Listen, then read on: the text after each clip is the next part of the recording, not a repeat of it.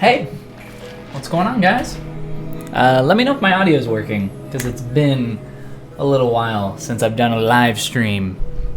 Yeah, so it's been a minute, but we're gonna work on something fun tonight, something new. Let's go on over here, check it out. So I asked you guys on the social medias which of these two concepts you would like to see me make more than the other, left or right, Skeletor or Wibbit, and you guys voted on doing the one on the right. And yeah, I guess we're gonna do that. Kind of just a chill hangout stream. It's been a long time since I've done a live stream, and I want to just make sure that my audio is working. I want to make sure that you guys can hear me, and that I have everything set up here correctly in OBS. I had some trouble with the audio and getting some stuff set up in here correctly. That always messes with my head whenever that happens. But yeah, so pop on in, say hi, see if we can get this thing to work, and yeah, we'll do this.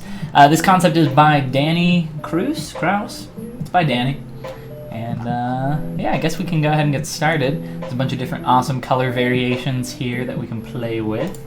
But color probably won't come until later. I'll keep the chat open on my other monitor over here so that I can see what's going on. And yeah, I already got ZBrush open, and we can go ahead and get started here. So for anybody that's watching, that's signed in, if you guys want to comment and say something in the chat, just let me know that you can hear me. That would be awesome. Actually, real quick, let me do a quick little test here. Alright, it looks like my audio is working. I can't get my desktop audio to work though, so if anybody out there is an OBS master, please let me know. How do I stream while recording my mic audio and my desktop audio? I can record with OBS and do desktop audio and mic audio. But for some reason when streaming it doesn't work. So if anybody has any idea on that, it'd be very helpful to me, and I would appreciate that. But other than that, let me open up my image here, my little froggy guy, over on my other monitor, and I'm gonna pop open that chat real quick here. But yes, it has been quite a while since we've hung out here, guys. And give me a second here. Pop out chat, there we go. Now I can see you guys. So, I don't know what's going on with this. It's annoying.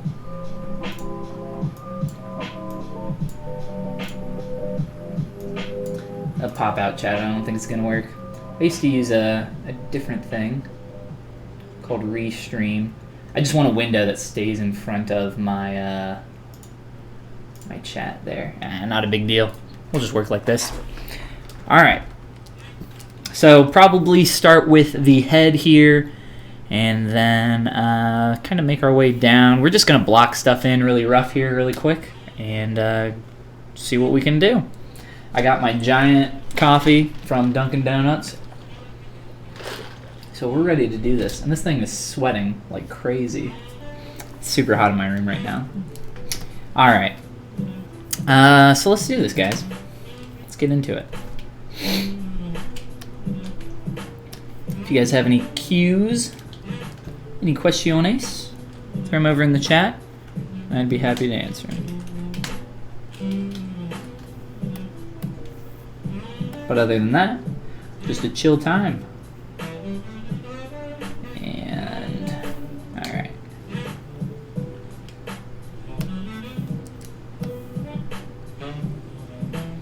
Start by blocking some things out. And we'll just make our way through everything.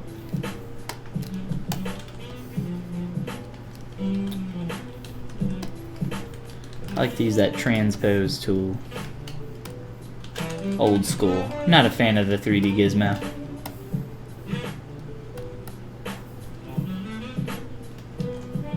Oh no, where's the Contigo? Hold on one second. Double, that's what I was looking for. What's going on, Ariel? Hope you're doing good. The Contigo got replaced. For people who used to watch me stream back in the day, the Contigo has now been replaced by a Hydro Flask. I still have my crappy, torn apart Contigo, but now I got the Hydro Flask. I think you've seen this before, Ariel. I'm not sure. I know Ariel in the flesh space, in the meat world. I thought you'd seen.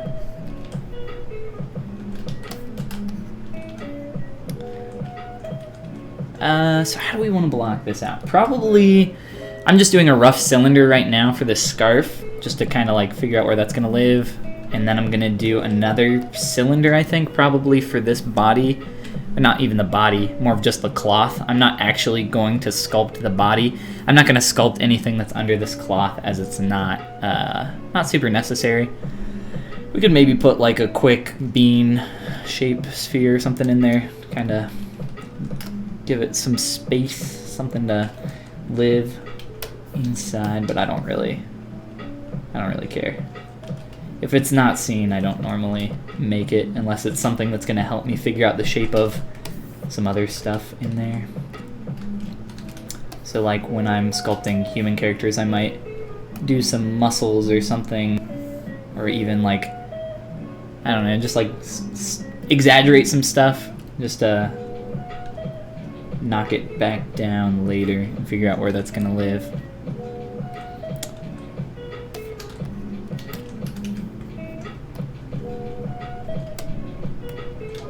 Cylinder for this scarf-like shape might not be a good idea. Might just add that in later.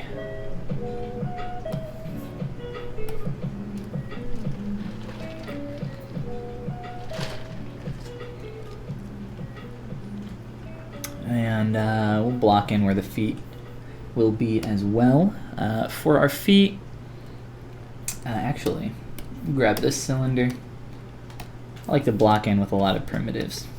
And actually, if... I'll shut that out later. For our little leggies, leggums, just throw a quick cylinder in here.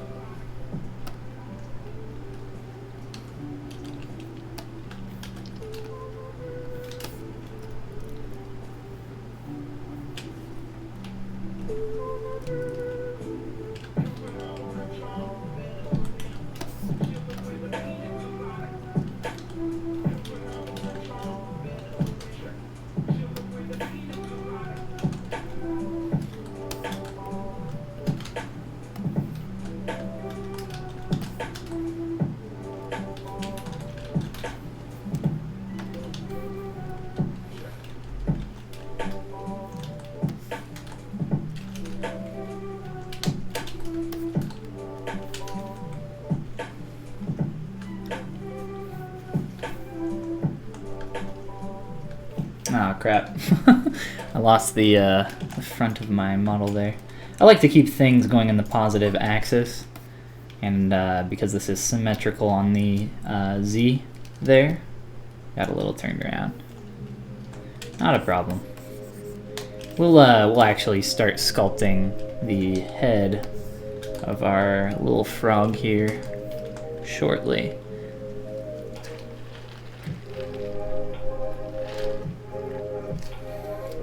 Welcome to all the people that are just popping in here. Hope you guys are having a good night. Or I guess it kind of depends on where you're watching from. But yeah, it's been a little while since I've done a live stream, and I thought it would be fun to just kind of hang out tonight and get some work done. I was deciding between two concepts, and you guys gave me some good direction.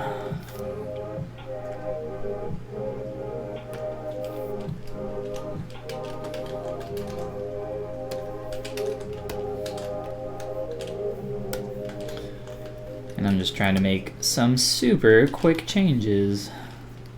Just very quickly get in here. This is why I prefer watching sped up footage of people working myself, just because stuff takes a long time to do in 3D. Like a really long time.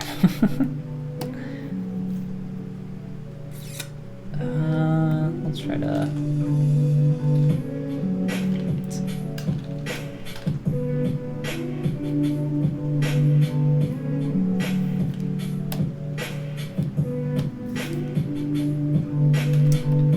ZModeler is really difficult to work with for certain things, like beveling that edge.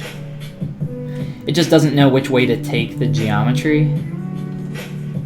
and I've never found a way to get that super consistently to go the way you want, which is unfortunate. And I'm sure there is a really easy way, I just don't know how to do it. So what I do is just manually create my own bevel. It's the same exact process as creating a bevel with beveling an edge. I just kind of manually do it by adding in a split and then doing that. But I actually want that to be much more rounded. It's pulling in there, so we want local sim on. Correct that. And I actually don't want these edge loops creased. And again, it's going to have some trouble finding the correct edge loop there. I find that the more edge loops you have going around, the better ZBrush is at kind of recognizing that. So it's very possible that it will recognize this edge loop now that I've kind of made those changes, which is weird. It makes sense in my head, I just don't know how the software is kind of recognizing that. R.I.P. Contigo, yeah, sad. So, Jacob says, love this concept. Yeah, I thought it was really cool. Again, that's by Danny over on ArtStation. Go give Danny a follow. Danny Cruz, awesome concept. Can you just work faster? Yeah, I can. Just give me a second. I gotta get back into it. I've been working on something else all day, so I've been working on a crappy likeness sculpt, as it's not something that I would normally do. So trying to change gears. Recommend a tutorial, says Thomas. The first link down in the description below is a great tutorial made by myself. I just released it. It's for creating stylized characters for toys and collectibles in the production industry.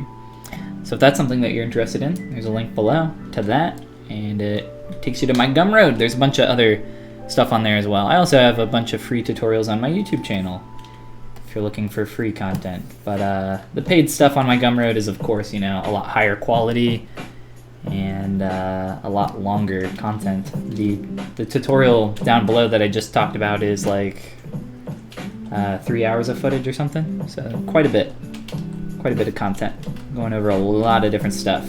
If you click the link, it'll tell you all the stuff that's in there. I don't want to shout it out too much and talk about it the entire time. I'd rather just sculpt, get some stuff done here. Dark static. How do you approach translating 2D to 3D?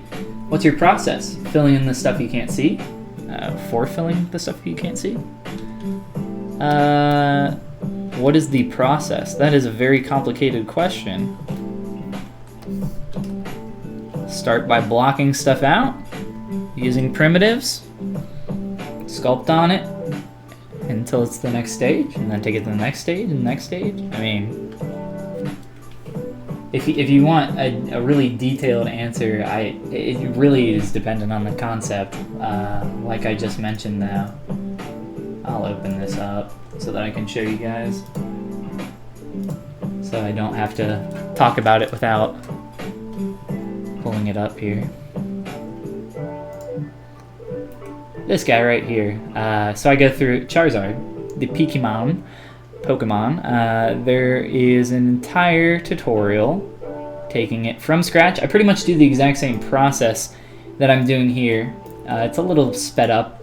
In the beginning, it's like 2 times speed, something like that. But it'll go through the entire process of how I do something like that and how to make it production ready. All that jazz, all that good stuff. But a lot of what we're going to be doing tonight is the same thing. But, you know, to create something like that Charizard, I think it took me 8 hours to do him. So, 8 hours for this. I don't think we're going to finish this guy tonight. I can't sculpt like 8 hours straight. I'd have to walk away for, you know, at least an hour to rest my brain.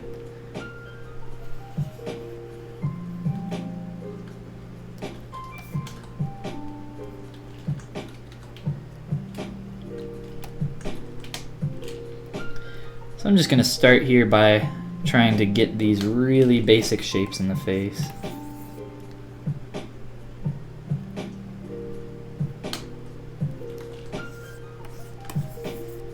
But for sculpting stuff that you can't see, like I can't see the back of this, so I'm just going to have to interpret it based on what I can see. I mean, there's not really that much missing from the front view to make me question what I could interpret the back view as. I could carry this design through the back, you know, all the different filigree, like triangled shapes. The collar, I might do something simple on the back with the collar here. And then the scarf, you know, that's easy as well, repeating that pattern around the back.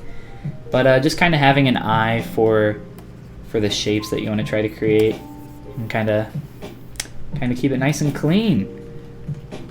Just comes with practice, with getting in that mileage. It's not an easy thing to do, though. Do you recommend Mudbox at all, or is ZBrush the way to go these days? Man, I can't recommend I can't recommend Mudbox just because I don't use it.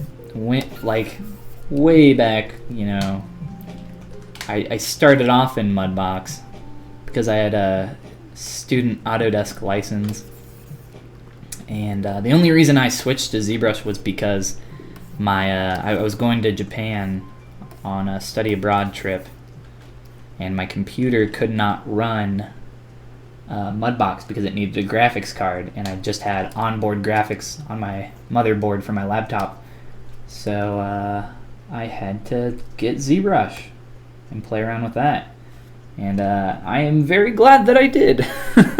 I think ZBrush is way more powerful than Mudbox, but really it just kind of comes down to preference and what you want to use. If you're kind of going from nothing, I would say do ZBrush if you want to really get into digital sculpting specifically. But if digital sculpting, if you just want to do 3D modeling, then you're probably better just like downloading Mudbox and going Blender, and going the free route.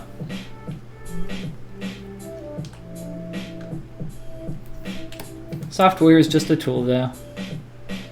But, you know, of course, I prefer God damn it. I prefer ZBrush. Sculpting and talking at the same time is very, very difficult for me. I prefer ZBrush because it's, you know, my major tool that I use for everything.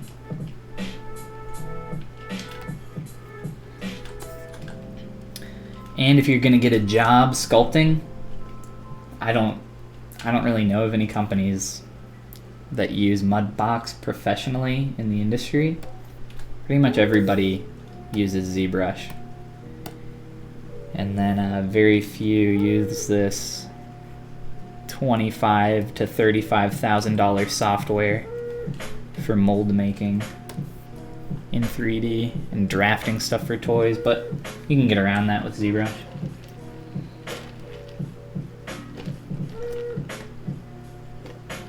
ZBrush seems to be nicer. Yeah, I think once you get over the UI hump and just kind of figure all that junk out, ZBrush is way better. I mean, I've been using ZBrush for 4.5 years now, I think. And I don't even think about the user interface anymore. I like the UI now. It's just kind of intuitive. Are there changes I wish they would make? Yeah, of course. Of course, there's always room for improvement. But it's the way it is just because of how the development went, so I can't really poop on it too much. I am a ZBrush fan.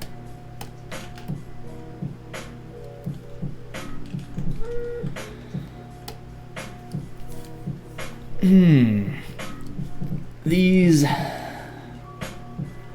hands. Also, I'm drinking a giant thing of coffee, so there's probably going to be a lot of bathroom breaks here in a little bit. But I drink like 2 gallons of water a day, so I have the iron bladder. But even so, my coffee runs right through me.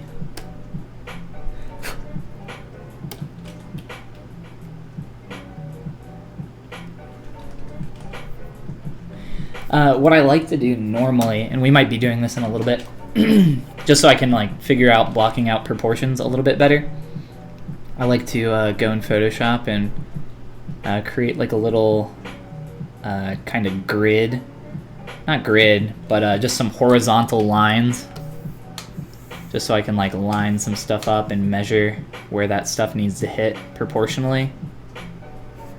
The problem is that this is in a pose, not like a neutral pose, so that makes doing that a little bit more difficult.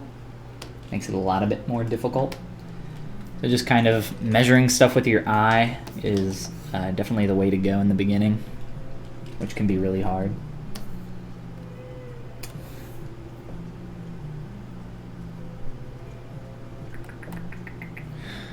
Oh, this hat. How do I want to do this hat?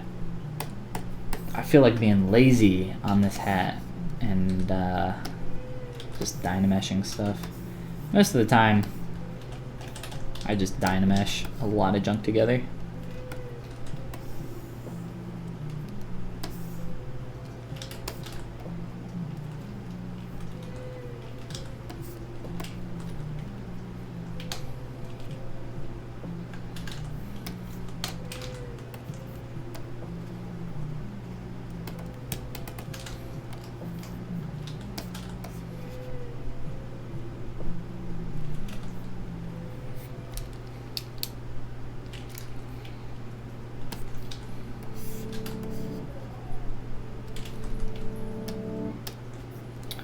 I'm working with a super low Dynamesh right now, 128. It's still actually giving me pretty high poly count, 100K. So I want to avoid that. Right now I'm thinking about, just to kind of take you inside of what's going on in my head, I'm thinking about how the top portion of this hat is going to transition into the body of that. And how I'm going to want to probably do this as 2 separate meshes so that I can blend that a little bit easier.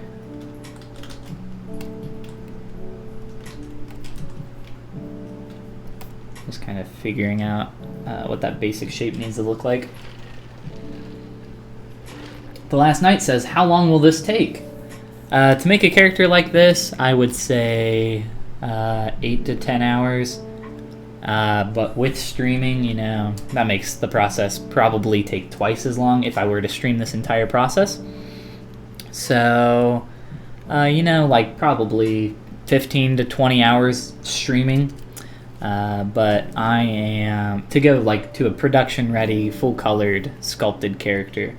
But I don't know if I'll stream the entire process, and I don't even know if I'm gonna finish this right now. I would like to. I think it's a cool concept, and I'm having fun working on it. But yeah, we'll just kind of play around here, see what we can do in our time together.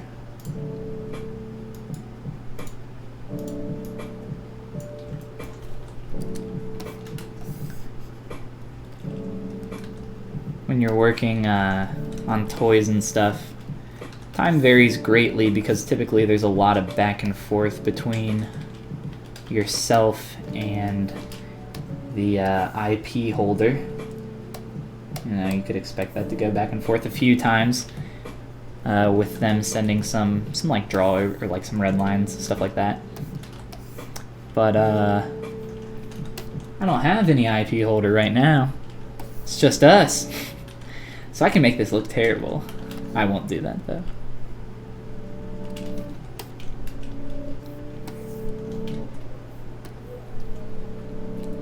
So Luna, how's it going? Can you sculpt something that takes less time so we can see more of the work?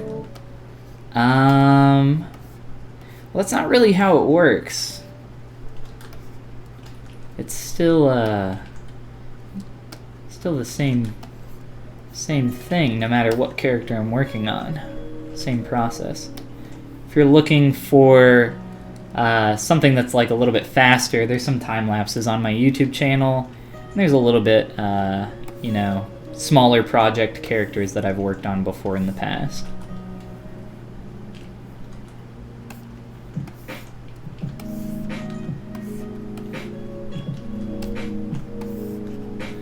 And this is a little trick for adding in some quick edge loops here. You could use your ZModeler brush to manually add in edge loops, but instead what I'm doing is just using my slice curve brush, which is one of your selection tools up here, and then you can manually add in some edge, or quickly add in some edge loops that way.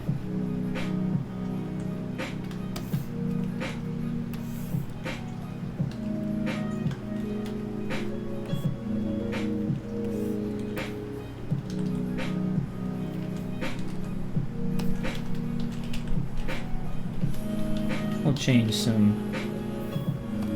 probably get rid of this. Maybe bevel this edge a little bit.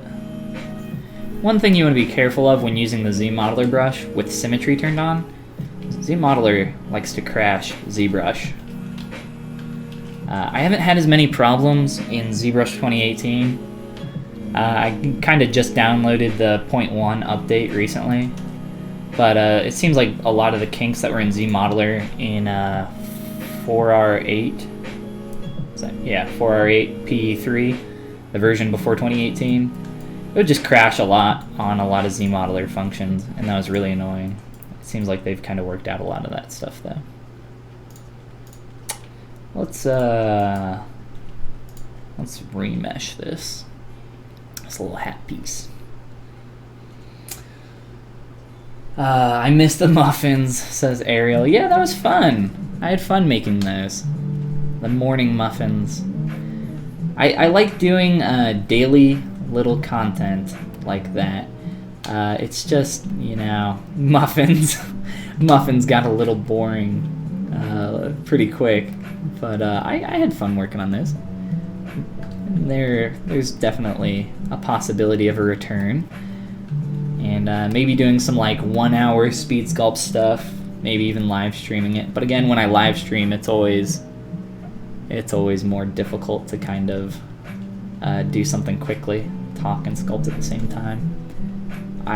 Like I said, I sculpt like twice as fast when I'm not streaming. And I haven't streamed in quite a while.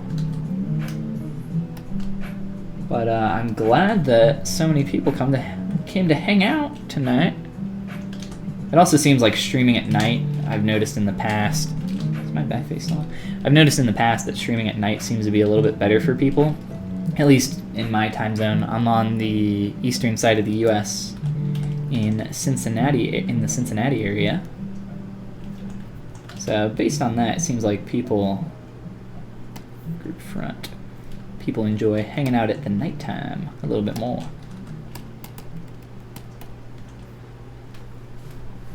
Do you still do Q&A? Yeah, I mean, this isn't like a specifically Q&A stream, but if you have any questions, feel free to throw them up. Puke. I always say that. I need to stop saying that. Feel free to puke your questions into the chat. Yes, and I will do my best to sift through your throw up and do my best to answer some Qs. Sure. I don't see why not. I'm here. I'm hanging out. If I have the ability to answer, I'll do my best. But, you know, my answers aren't the word of God either.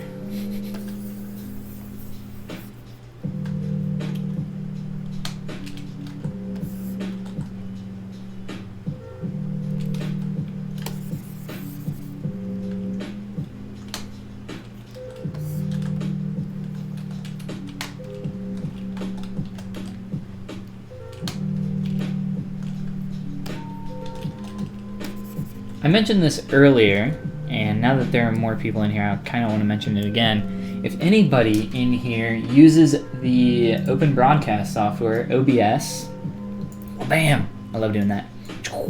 If anybody uses this software and knows how to get desktop audio to come through while streaming, if you guys know how to do that, I would greatly appreciate some help in that area. I can get it to come through when I'm recording. When recording, it works fine, but for some reason when streaming, it doesn't. And I don't know. I'm not an OBS master. But I bet one of you is an OBS master. Any time management tips?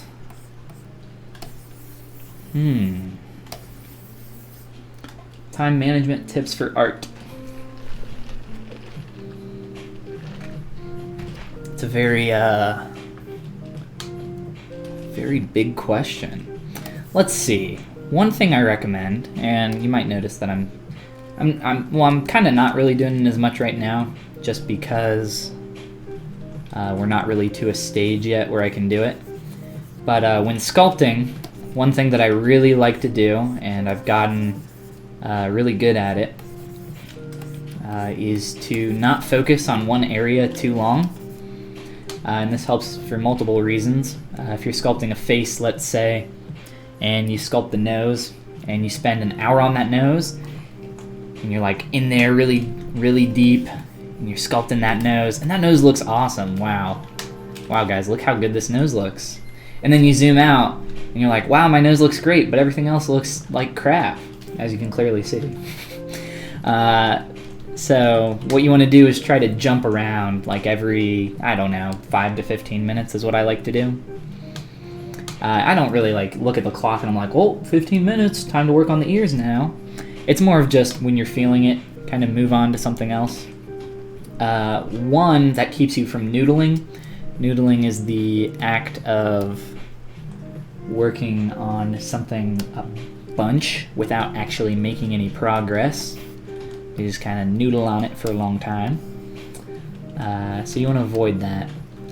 And then it also helps you kind of keep everything at the same level of completion. And what I mean by that is you don't have a super finished nose, and then again, like you zoom out and you look at the bigger picture and it's like, oops, totally forgot to work on the rest of this thing. And now I have to do that. So it's good to keep stuff at the same level of completion as you're going through. So that's like one tip I would say for time management. I don't know. I'm sure I'll think of some more as we go.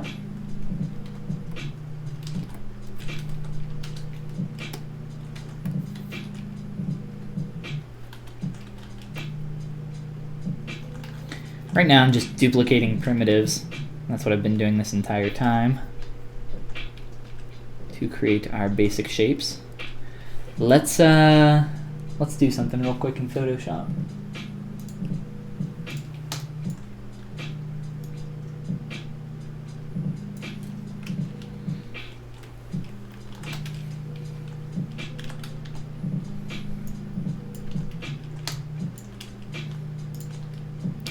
I'm gonna make some lines. Mentioned I would do this earlier. This is in perspective, or not in perspective. This is a posed character, so it makes this a little bit harder. But I still want to just get some basic outlines for where I want some of this stuff to kind of line up.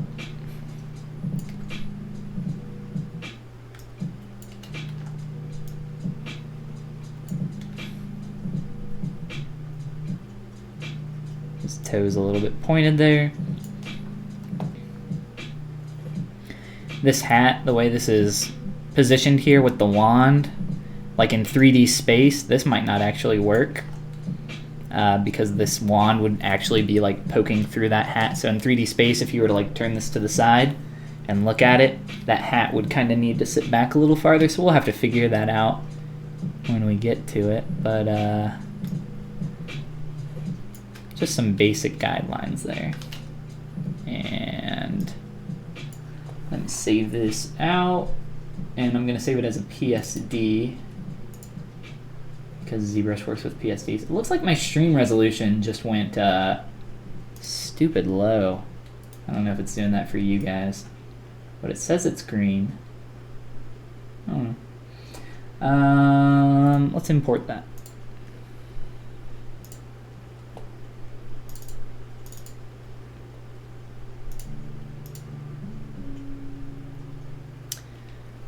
Let's fix that. So you can see how it's white there. Forgot this is a thing that ZBrush does. ZBrush, for some reason, interprets the color black in PSDs as transparent. So let me import that with those changes, and now you'll see that this is going to be transparent. That's what I want. And let's see, we'll scale this a little bit.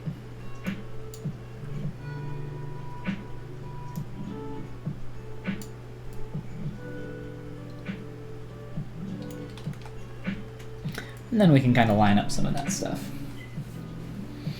Do you play video games? Yes, I do. I play a few video games. I really like Smash Bros. I like Melee. I'm a Melee elitist. I like Rocket League, although I don't really play Rocket League too much anymore. Let's see, I play Hearthstone Arena. That's pretty much like my occasional game, quick game on the phone. But really I don't play.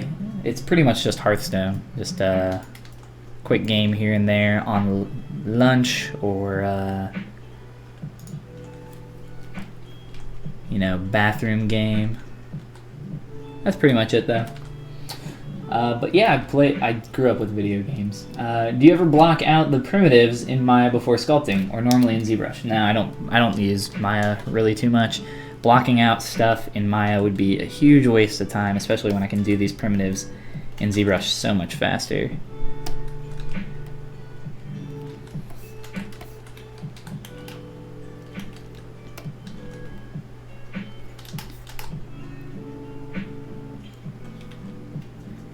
And we'll have to play with that more, I think.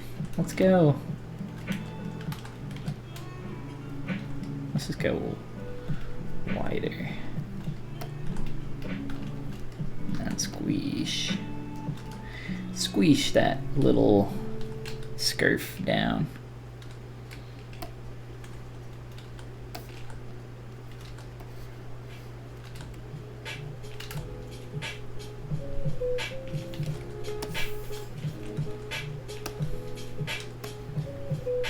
For blocking out, we're not super worried about proportions. We're more worried about just kind of getting everything in there as quick as we possibly can. We still want to make sure things are kind of going the right direction though.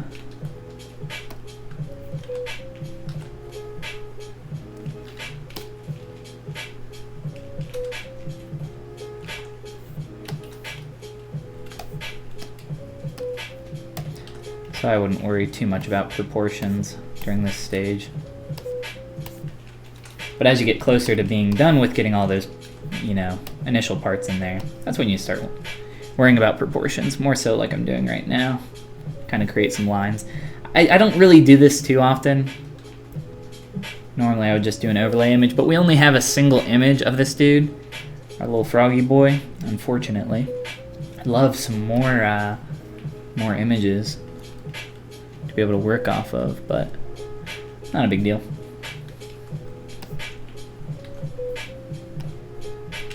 I'm still gonna keep these as a hard shape. I don't wanna mess with them too much yet.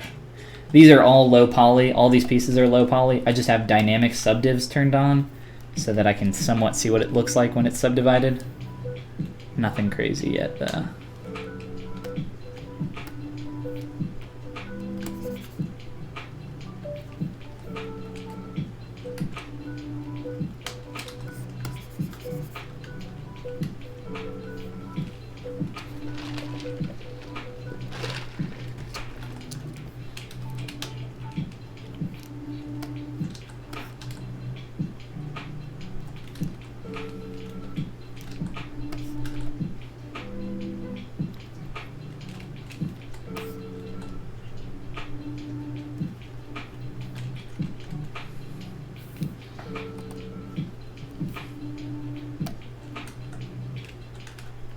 Whoops.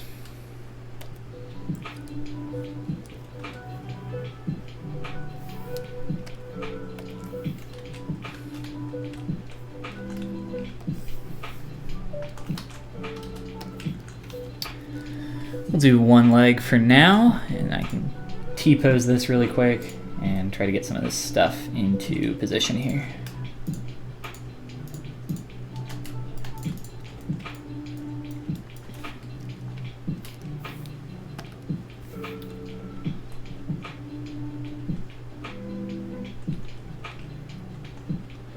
Unfortunately, I feel like this should be a thing that ZBrush already has, but creases don't come through when you go to transpose master. It's really unfortunate, but it's just the way it is.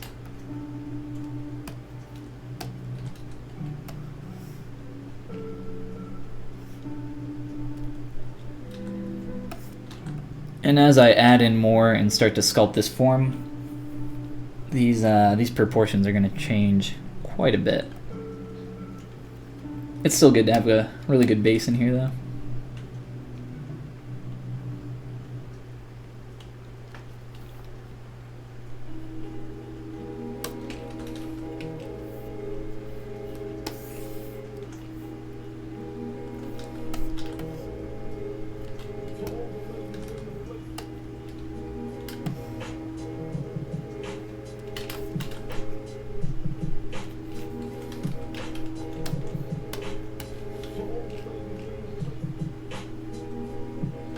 So still very simple, but it'll get there.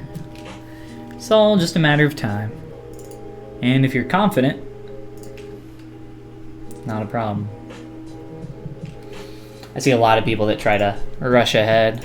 That's just like the biggest problem when people are starting out, is they try to rush ahead and don't do enough planning for their character or, you know, whatever they're working on. Just gotta take your time with it.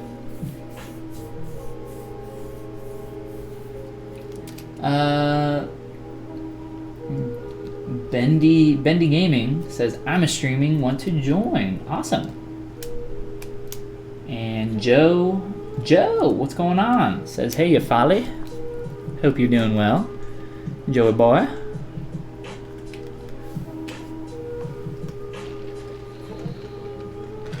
Welcome to the chill stream.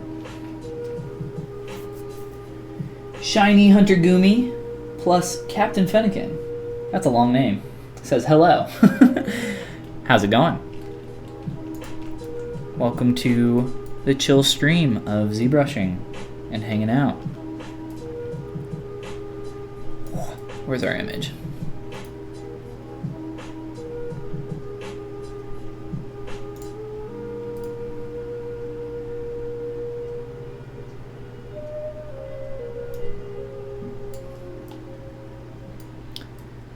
Man, the way this tool is designed makes my brain hurt. Spotlight. supposed to be used for painting through images, but I use it more for references than anything else. It's just a good tool for that. But yeah, let's continue to block out here. I am actually going to create a little body inside, excuse me, inside of our little cloak here, just so I can have a base of some information so that we're not like kind of breaking this character. Can help us a little bit. I mentioned this earlier. I mentioned that I wouldn't do that, but I think it'll help us out.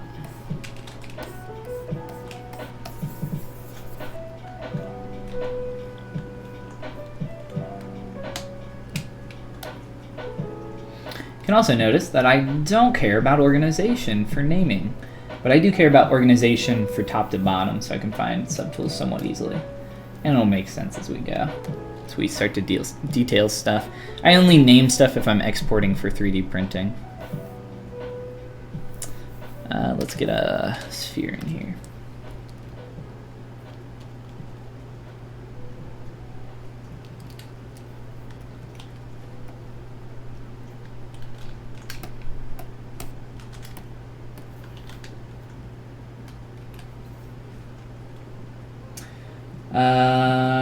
Joe says, how do you deal with burnout? Struggling hardcore right now, and wanted to know what other badass artists do to code. Well, thank you. I wouldn't really consider the art that I do badass. It's more cute, more fun. Burnout. I don't know. I've always been a really motivated... Got a hair in my mouth. I've always been a very hair in mouth kind of guy. I've always been a very self-motivated person. I really don't know why. I don't know, I just always want to make stuff. I always want to create and try to create as much as I possibly can. I think having goals can really help in that.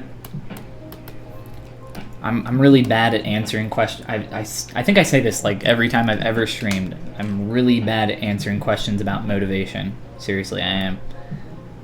Just because, I don't know, I always feel like I just want to do more.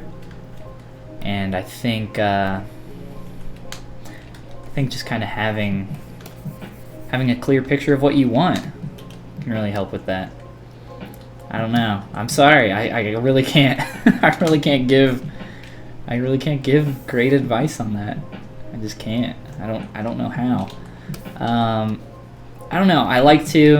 If you've ever worked in like a production job, or like if you've ever worked in like a group setting, that's how I like to kind of imagine it. I can't really take my Cintiq to a cafe and work around a bunch of other creative people, but like just kind of thinking about like how many people there are online, or just people in the world that are, you know, creating and sculpting in ZBrush or doing whatever every single day. It's like just being a part of that's really cool.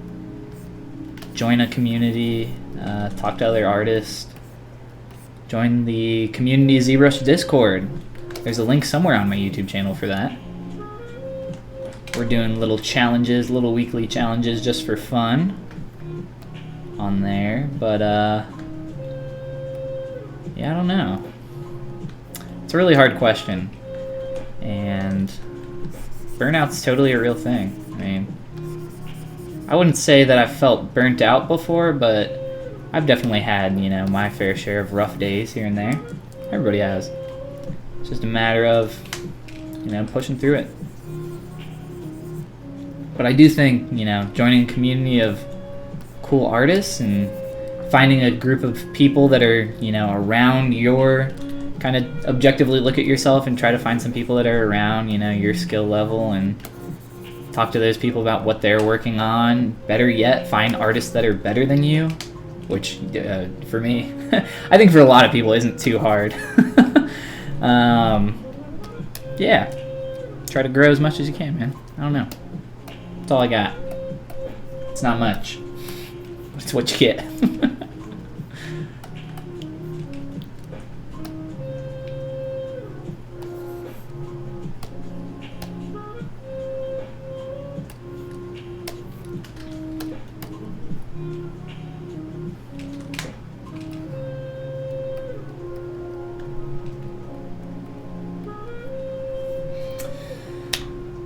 Let's see.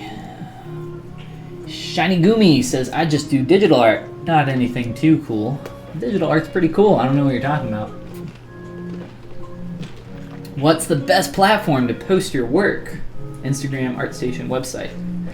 It kind of depends what your goal is. Like if you want to get a job, I mean, post everywhere as much as you can. But ArtStation is going to be like the place where, you know, if someone's hiring and looking for a specific thing and they see your work, that's going to be the place that, you know, ArtStation's a little more professional than like DeviantArt, for example. So, I don't know. I like ArtStation. You know, I think Instagram's really good for digital artists. I'm not a huge fan of Twitter just because I think it's more tailored. I think it's less tailored to images. There's a lot of artists on there, but I feel like, not to like crap on Tumblr or anything, but it's like a lot of Tumblr artists, which I don't mean anything negative by that, but that's just kind of what it feels like to me.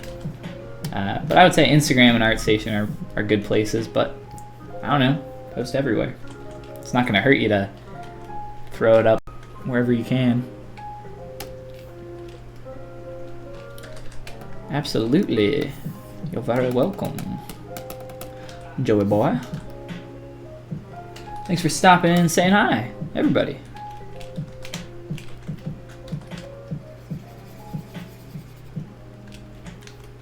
So just like a little buck there inside for the body, so I can kind of imagine what that'll look like. And what do we want to do next? Maybe focus just on the face for a little bit. I think that'll be more fun for you guys watching the stream, so we can kind of focus on one thing. Once I start blocking in stuff like this, typically what I do is I shift focus to the face, just because the face is going to be, you know, it's the leading part of your character, for one, and two, it's going to be the thing that encourages you to work more on your character from there. So for sure, let's go on to this and do our face.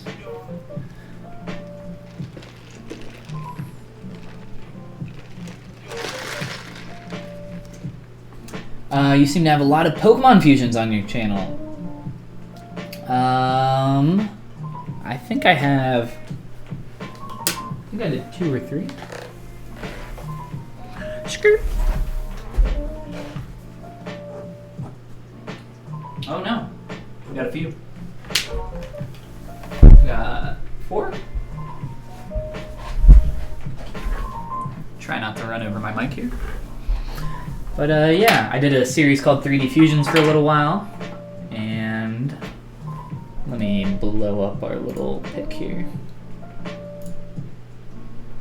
Bam! Yeah, so we did, Venonat, or Butterfree, sorry.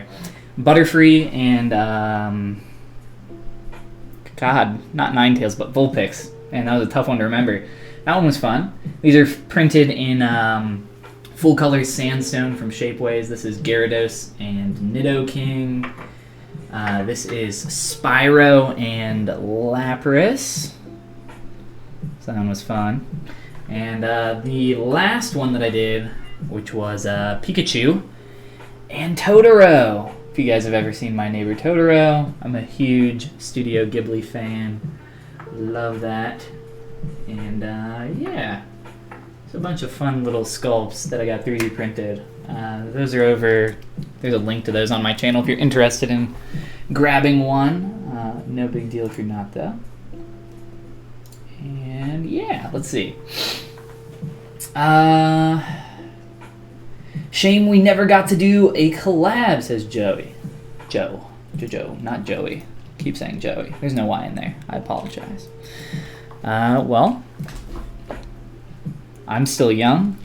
You're still young. There's always time. Always more time to do more fun projects in the future. I don't really have any ideas at this exact moment, but I'm sure if we put our heads together, we could think of something fun.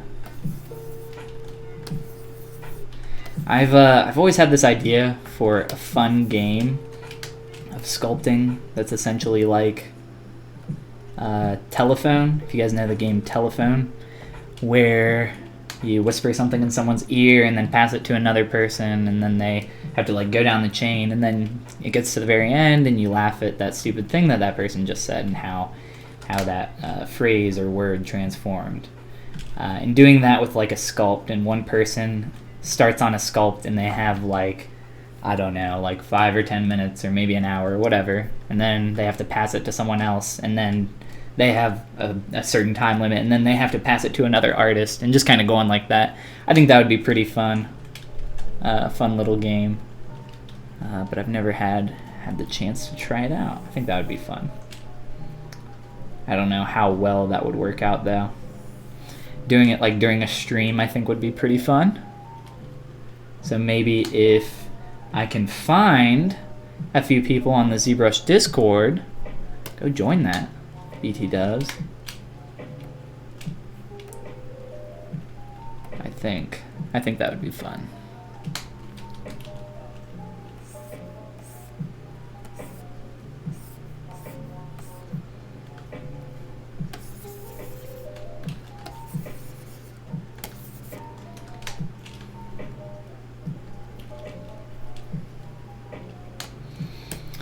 So we're going to work on the face here a little bit. Essentially what I'm focusing on is building up the shape that I'm seeing here in the nose. And then I'm going to blend these spheres in for the cheeks. Where's my little scarf? Kind of use this to reference a little bit of how large this needs to be. The more stuff that you can get in there to reference against one another, the better off you're going to be. And what I mean by that is like a lot of parts in there that you can kind of reference against, well, your reference can be really helpful just to figure out where stuff needs to be placed.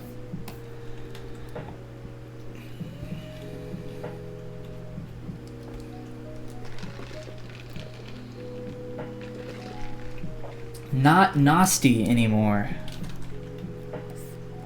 He's not nasty anymore. The nostalgic YouTube channel that you had. I guess you're not making stuff for that anymore. Well, that's no fun. I mean, you still always have time to create stuff though. Unless you gave up the ghost, which I doubt. He did say you're going through some art block right now. Maybe not art block was the correct term. But same basic idea.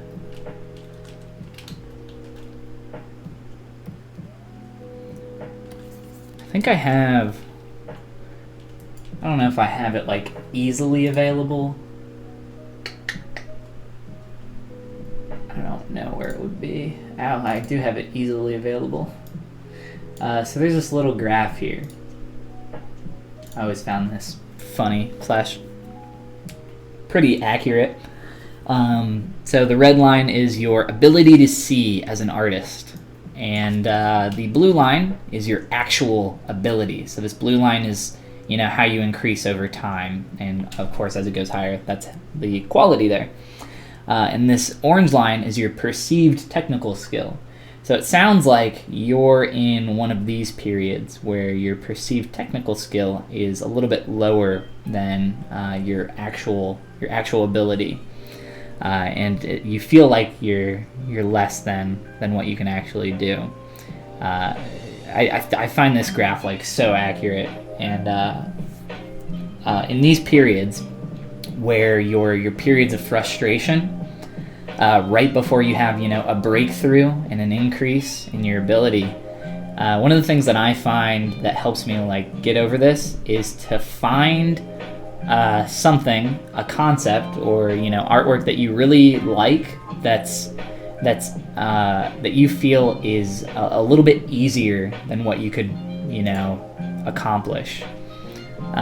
So I don't think this character is like super complicated. Not that I'm in like a period of frustration, but finding something that you feel confident that you can do, and then just like doing that concept or painting or whatever your art medium is, and like doing that to completion, and just so you can like have a finished result, a finished character, something is always better than nothing, right?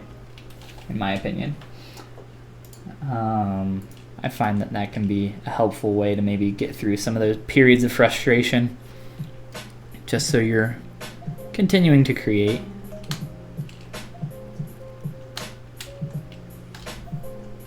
But I don't know. I think everybody's different too. Just gotta find out what works for you. Let's do...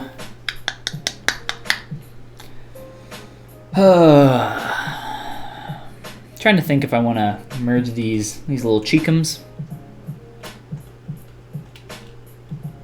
I think I want to flatten a little bit of this. Just trying to get a read on this primary form a little bit better than what I have right now. Interpreting stuff like this into 3D is not easy. At least it's not easy to me.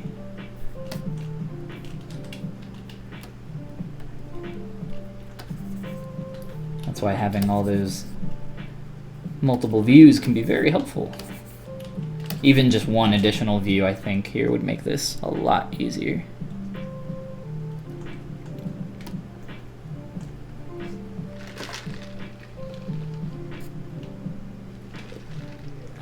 HUD boy, what's going on? Haven't talked to you in a minute. I'm sorry everybody else, but you have to leave because my favorite person in the world, HUD boy, is here. I'm just kidding. HUD boy, ex-HUDman, it's been a long time. I hope you're doing well. Joe, basically doing something just for you. Yeah, I mean, you could think of it that way. I think that's maybe a good way to think of it.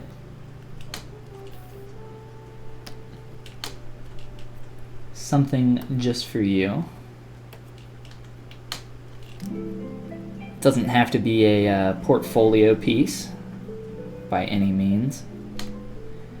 And also, if you're trying to create that next best thing, that next best portfolio piece, that's a lot of pressure to always be under.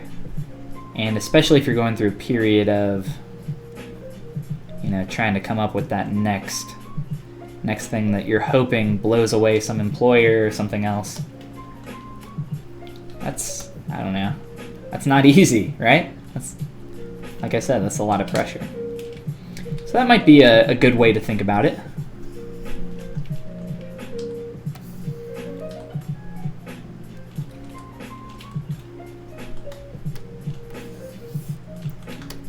And that might be a fun way to think about it as well.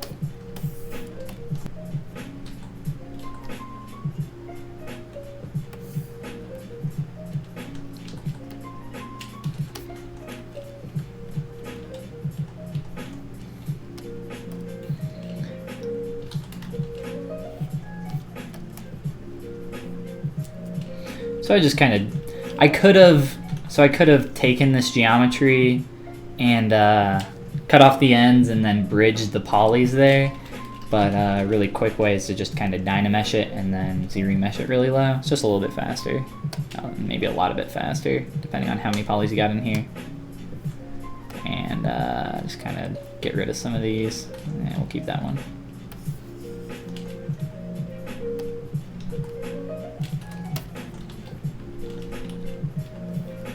It's not really even there, so I think I will actually get rid of some of these.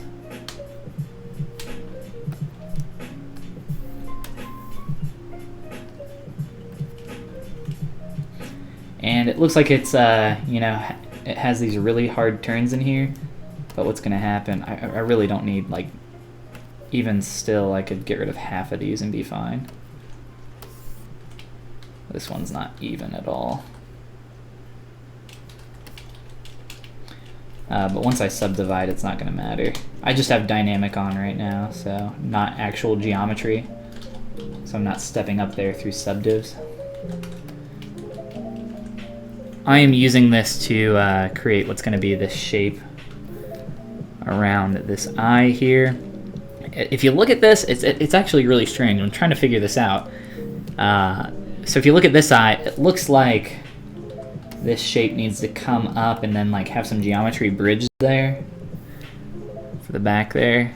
Hard to interpret. But then if you look at this one, it looks like it's more angled back. This is more angled back than this one. It's just kind of the way it was drawn. So we're gonna have to kind of interpret this into 3D. And this is kind of, somebody asked earlier about how do you like do the back of the character if you only have one view. This is, you know, another one of those instances where it's not the back of the character, but we have to do some interpretation of what's going on here. And not easy at all. But we'll figure it out. It's going to be a lot of back and forth, trial and error. Just take our time with it. Kind of looks like he's got glasses right now. HUD Boy's doing good, and he hopes I'm doing good as well. Of course. I'm always doing well, man. Thank you. Thank you for popping in. Thanks, everybody, for coming to hang out. And not letting me be lonely while I do some ZBrush sculpting. It has been... Gosh, when was the last time I did a live stream? I could check, and I probably should, because it's been at least a few months. But I would like to do, especially this month, I'd like to do some more live streams. So if there's anything specific that you guys maybe want to see, I'm up for maybe doing some requests.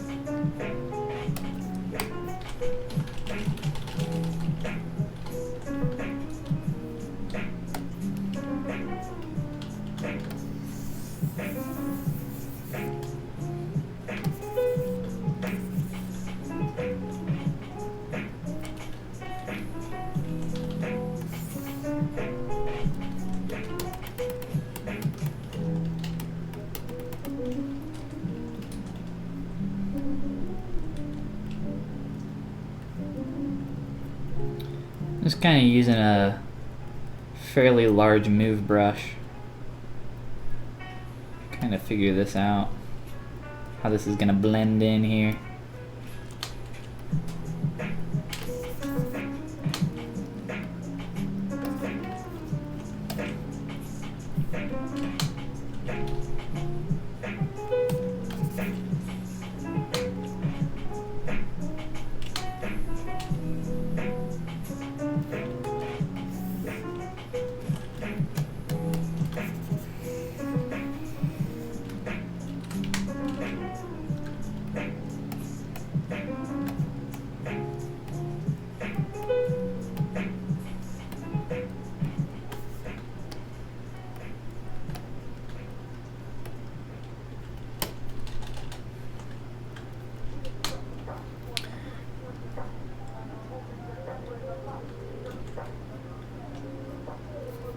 And we'll probably be tweaking this shape quite a bit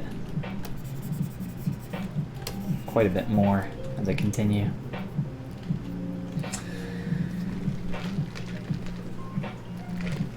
Way too long. It's been a minute since the last stream, so yeah, I think it's been too long as well. That's why we're here hanging out. Let's merge some of this stuff. Some of this jank.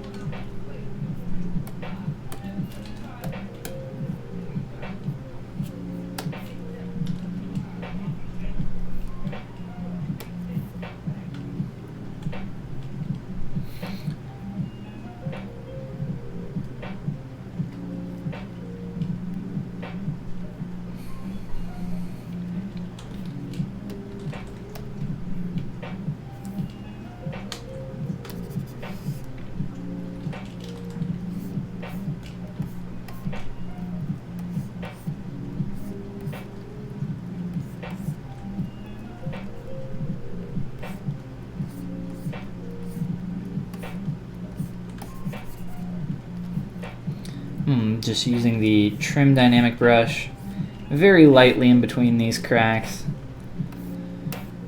just to transition this shape a little bit more. I need to transition the cheek a lot more, and I still need to figure out what I'm going to do with this shape here. Probably sculpt in more through here quite a bit and build up this shape in the middle of this bridge here. Widen that out a bit more, as right now we're not quite wide enough. But that's why we start getting all these pieces in here as quick as we can, so that we can figure those things out.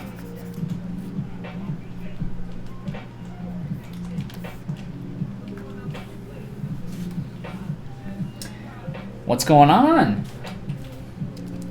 Welcome to the stream.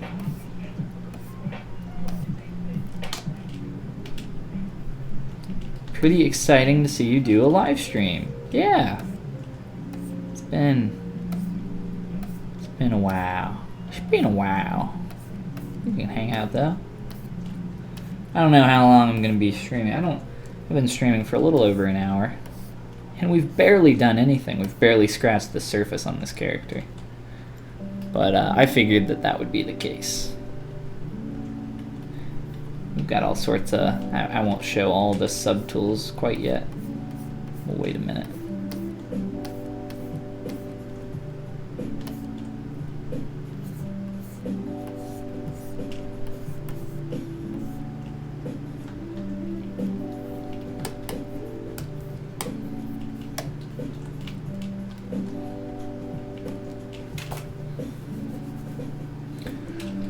Just a quick ZBrush. I duplicated this for projecting purposes, but I'm really not even going to need to project this because I did like 5K, which is closer to 10 actually. So I don't really need that. Probably drop this down even a little bit lower. If you if you do a ZBrush on something that's already ZBrushed, you start to lose that form more and more. So it's best if you go back to your original and then ZBrush it to that target poly count that you were aiming for at first. Keep a little bit more of the form in there.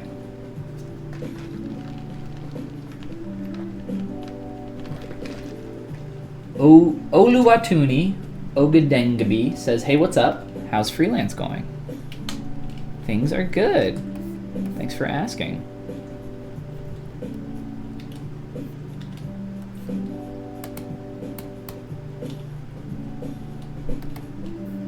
Whew, these eyes. We'll figure these out a little bit better now. And this shape. So we blend that in a little bit more. I find it hard to get really nice, clean, sharp edges when I ZBrush without polygroups. Yeah, you can ZBrush and keep polygroups, and that's a great way to help retain form. I find that very helpful, and I do that quite a lot.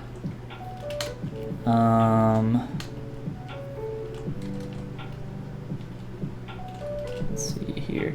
But for something like this, you know, there's not really much form here that I'm trying to retain, and the purpose of my ZBrush was just to actually destroy a lot of that form and just kind of start to smooth this out, transition it a little bit better. Body is just a buck for inside the cloth. I just want to make sure that that's not too far down there.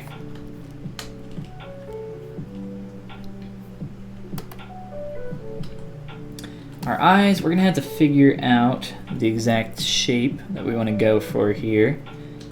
Probably just use our transpose tool and flatten them a bit and then move them into position that way. Actually, we could append a sphere. Well, trying to think what geometry is going to be best for sculpting this. A little pupil. We'll just kind of squash this in, rotate with transpose, turn on transparent, and rotate this into position. Squash a little bit more.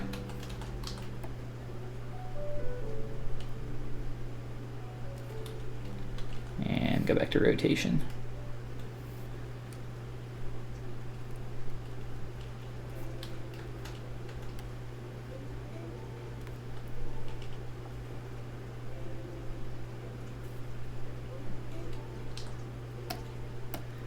Let's use the transpose tool to snap to our normal there. And I'll kind of just manually pull this out. And it's actually going to push it down into the surface just because of where the transpose tool is located. It's not a big deal.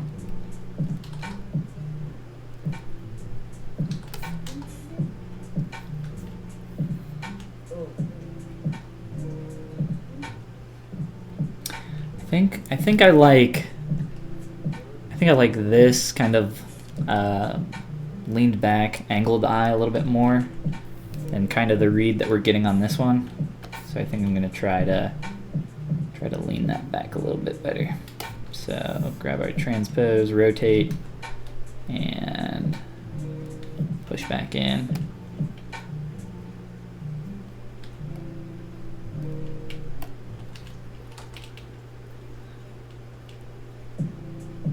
I'm actually just gonna fill this junk in just because we're gonna get extra geometry in here that we don't even want.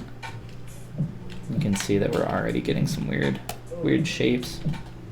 That weird crease in there. So back face mask, I'm just gonna kind of like pull in here, and then I'm gonna Dynamesh this together. Being stupid. And that'll allow me to fill that in a little bit better.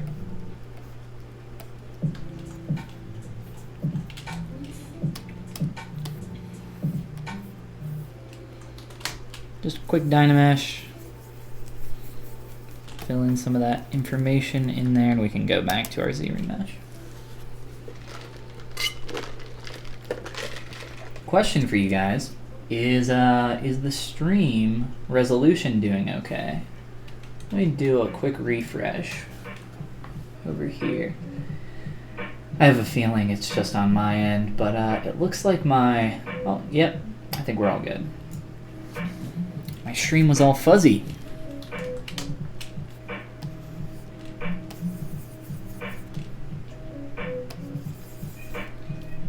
Everything's great.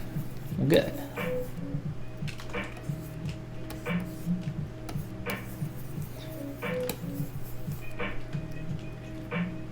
So I think you guys can kind of see what I was going for with those rings being attached there and trying to blend those in now. Now kind of what I want to do is come through here, do a little bit of a selection mask lasso style, and rotate back. And we'll probably need some more blending on some of these parts. Whoops.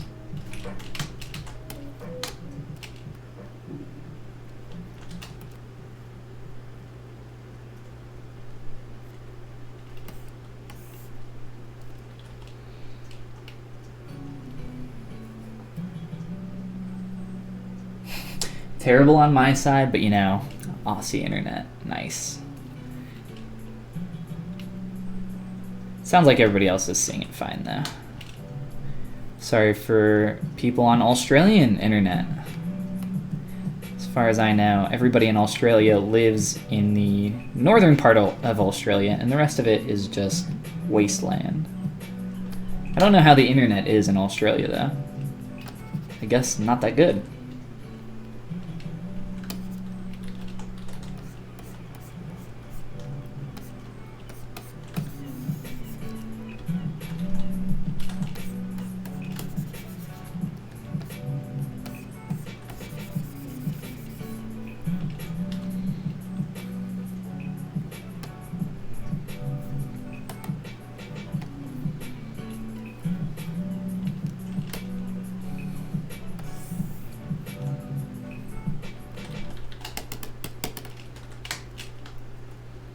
Getting a little bit more tuck in here than I want right now.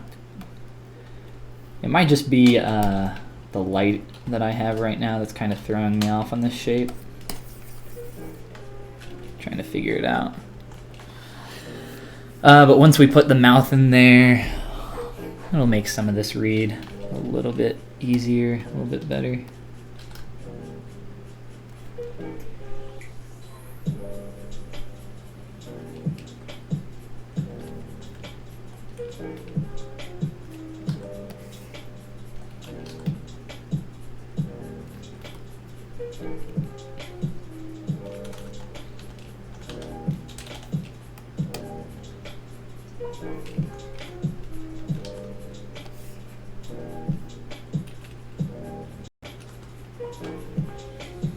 I don't want to merge that down quite yet.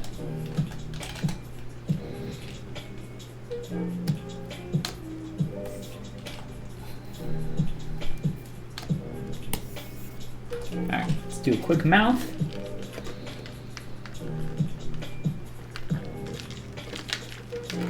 People live around the edge in Australia because the middle is mostly desert. I know people live around like the ocean and everything, but I thought pretty much like 99% of everybody lived like northern Australia. Like I don't know, does anybody live in the southern part of Australia? Like the northern part of Australia is really hot, isn't it? So I can't imagine what the temperature would be in the southern part of Australia. Let's see here. Australia isn't bad for everybody.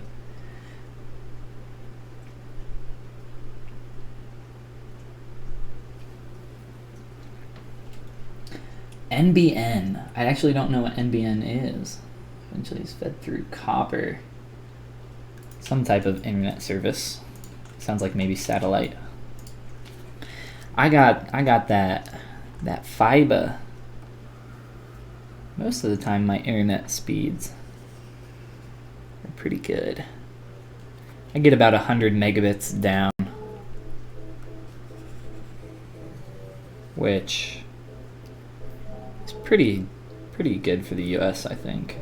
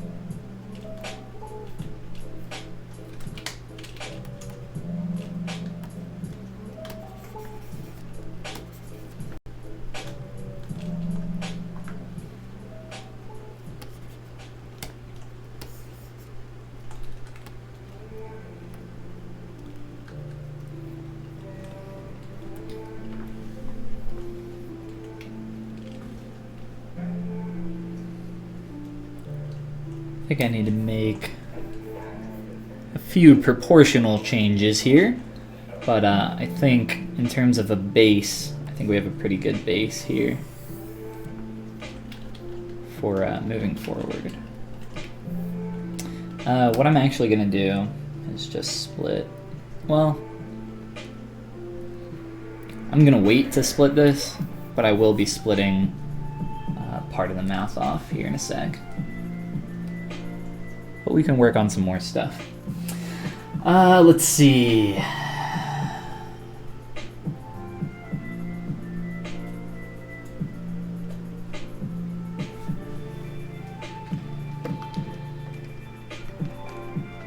NBN was meant to be fiber optics, but the plan got messed up. So now all of Australia has terrible internet. That's what I'm hearing.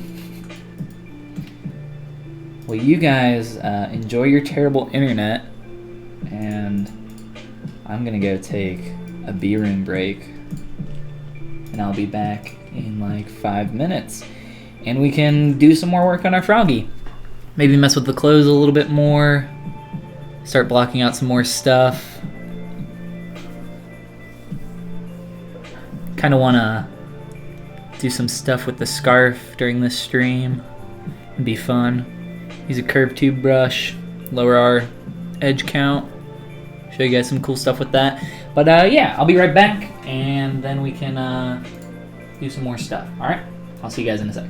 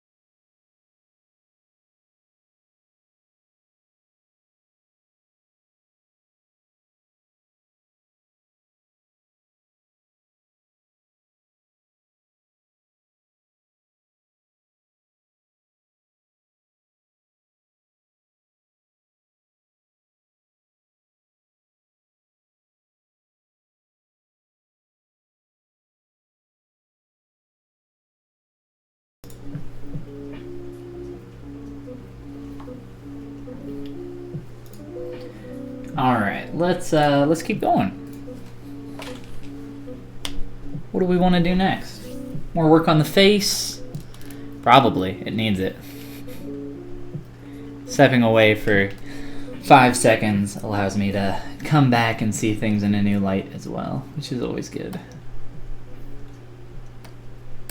And the proportions of our head are off by quite a bit. The scale of the eyes, the scale of the mouth, the overall shape of the head. I think most of the problem though is with the scaling of some of these different objects and could be corrected with some quick changes. Let's look at, what do you guys think? Face or move on to some other stuff? I think maybe we've done enough on the face for now and could give some attention elsewhere. The hands are so gangly that he's like salad fingers over here. I don't know how we're gonna do those. It'll be fun. I have a bunch of hand base meshes. Hands are always pain to sculpt. Not a ton of fun. Love your new logo. What made you decide to go for a change? I don't know. I wanted to do something fun. My old thing, my old like letter F was pretty masculine. It reminded me a lot of like a Metallica letter.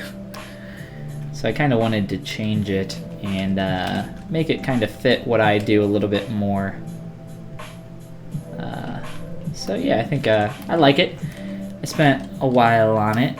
I actually spent a very long time working on some kind of rebranding ideas for like a logo, but there are a lot of failed ideas that just like they could have worked, but I don't know, that's ultimately what I decided on. It's fun. That's really about it. Nothing crazy. I wanted to do something new, so I did it. That's kind of how I work, though. I'm not like a rush right ahead guy, but I am a doer. I am someone that likes to, like, hey, here's this thing you can do. It's like, why am I not already doing that? Why am I not done doing that? Why didn't I do this yesterday? That's how I like to think about most things. I hate doing feet. I hate sculpting a lot of things. But that's why you gotta sculpt them a lot, so you get better at it. Move on for a little while. That'll help with the scale of the facial elements. It's true. Stop looking at something for a while and then come back to it. That's an old reference. I think if you're talking about this image, pointed out a while ago. I think this image is like a year old at this point. Oh, Salad Fingers. Salad Fingers is an old reference. Yeah, I don't know how old Salad Fingers is. How do we want to do this? How do we want to do a basic boot shape?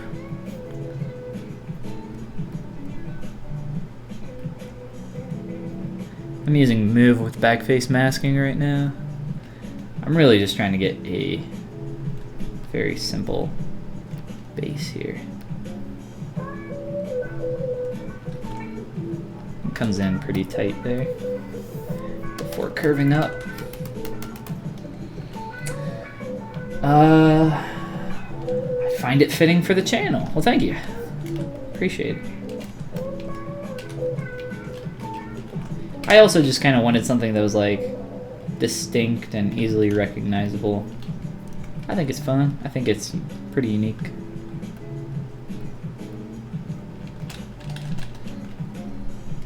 Reminds me of Slushy with 2 eyes. I've never heard of Slushy, but I'm going to Google it really quick. Slushy is a music producer. It's got a fun little logo here. That is fun. I like it. This guy's hair is crazy. I can't even describe what color this is. Like, my brain just doesn't understand it.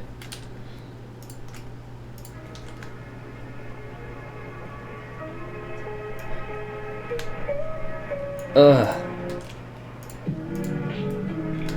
My brain right now is on the fritz. That's why we're just doing a chill stream.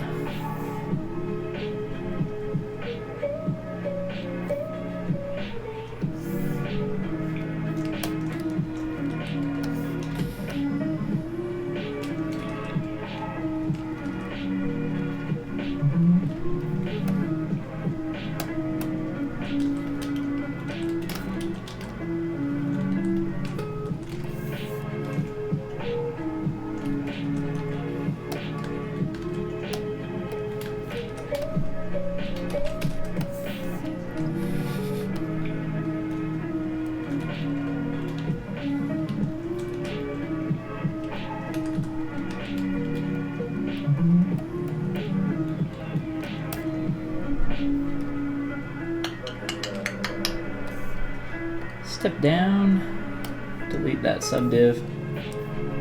I don't know why I did that originally. I think I duplicated that from another piece that I wanted that extra subdiv on. I don't really want it right now though.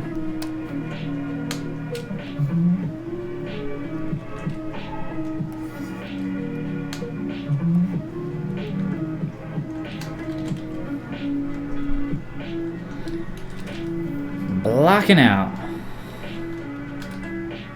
Now I want one slice here.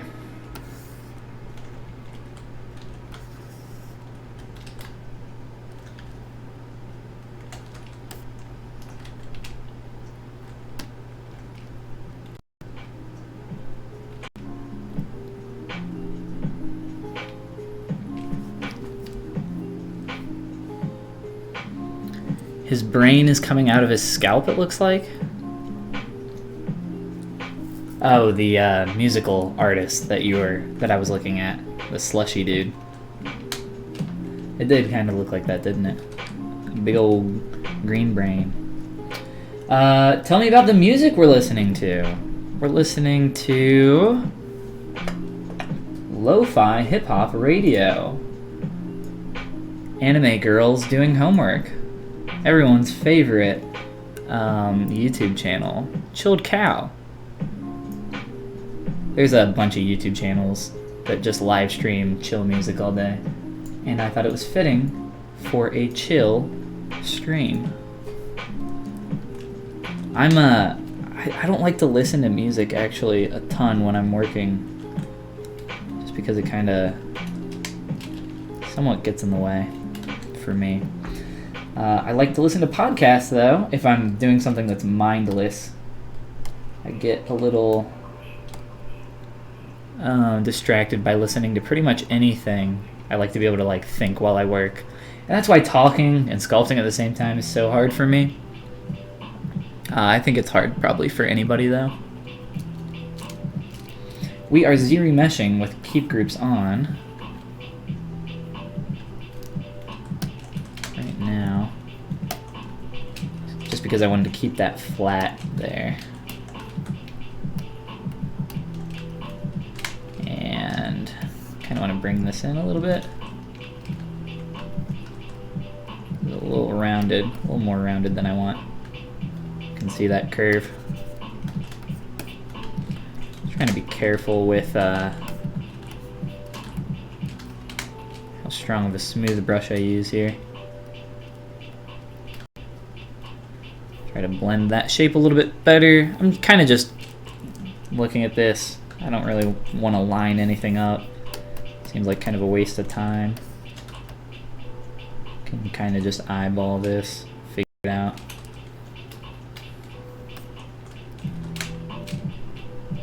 And for a first pass, we're already pretty close to the basic shape. Proportionally, I don't think we're there, but we're close.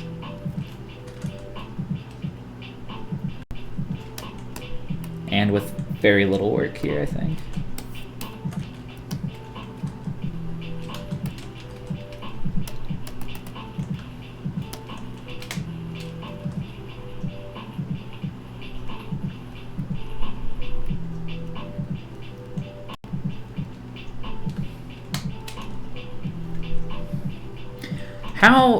I want to see what this dude's feet look like underneath these boots. That's what I want to know.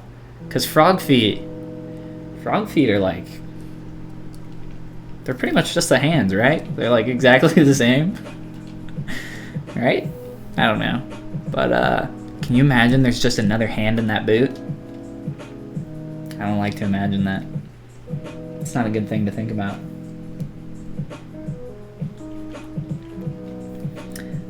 We need to scale that up as well. We can just merge these together. Fine by me. I don't like to go into T-pose if I don't have to, just because it's kind of a waste of time to make a small change.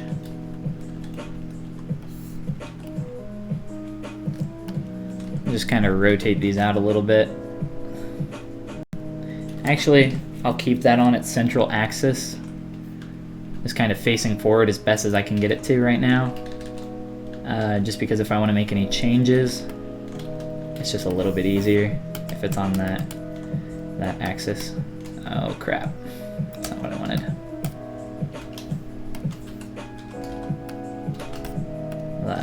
Selections. All right.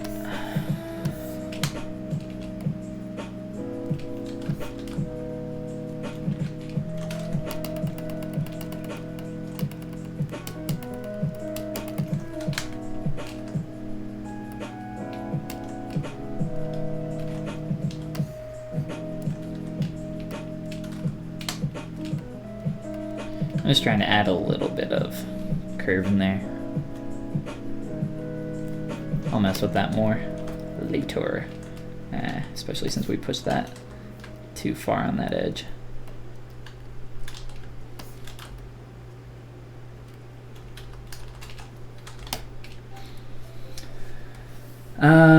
What would you say are some of the things you find most frustrating about modeling, and what do you do about it? Dude, there's a lot. There's a lot of things I find frustrating to sculpt. God, hands are like the freaking worst. At my last production job, there was a period where I sculpted like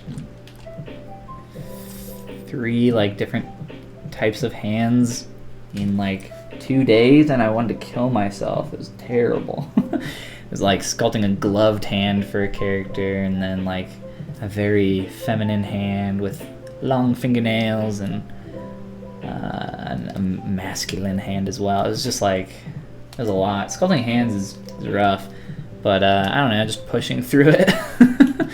It's like my solution to everything. Just push through the pain. I don't know. There's a lot of things that I find frustrating to sculpt though. Eyes, lips are something that always take longer than I want them to.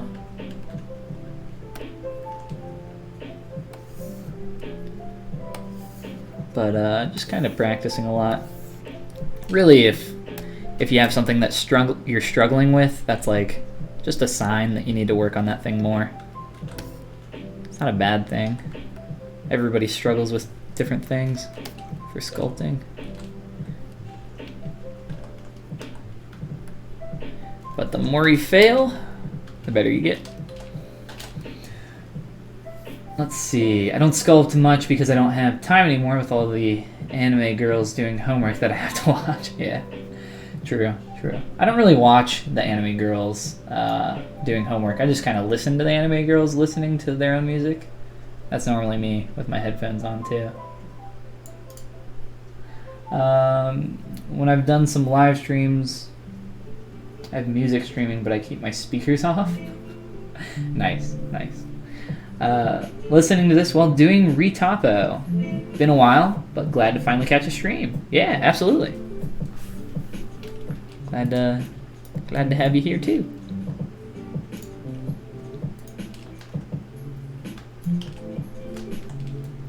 Dude, I had a massive headache earlier, and I never get headaches, like pretty much ever. Only if I'm like hungover or something. You know, the typical headache. But I don't drink much anymore. But I was like, I have a headache. You know what I need? Caffeine. Then I went to go get a giant coffee. I don't know if it helped or not. I can't tell.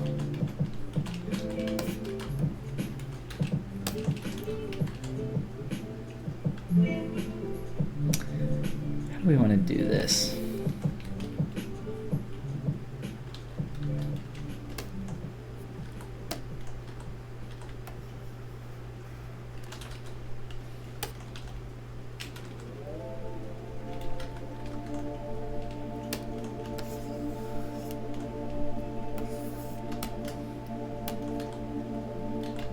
Kind of screwed this up in here a little bit.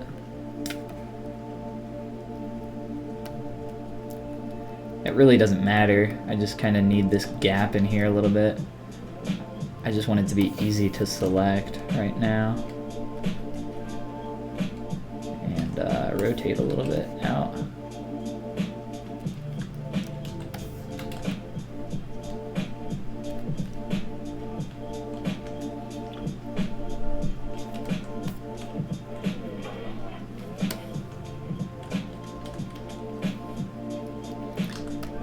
also too far up.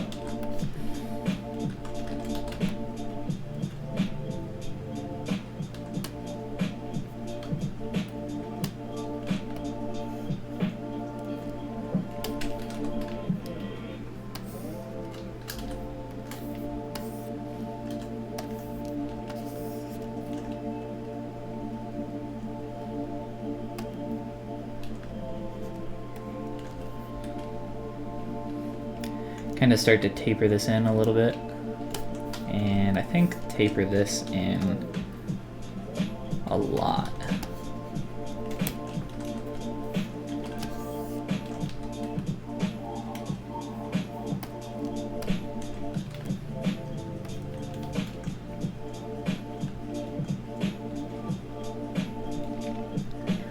I'll probably have to sculpt on this a little bit. I think that's a little too narrow, but the way this is kind of flowing out, it's hard to tell in this pose exactly the proportions that I need to make this for starting out. It's really not, you know, the end-all be-all right now. Yeah, it's a little narrow. I think once I blend some stuff in though with the sleeves, the wizard sleeves, it'll be a little bit better. The way this arm is going over here, it's like kind of flowing into the scarf, so it's a little screwed up.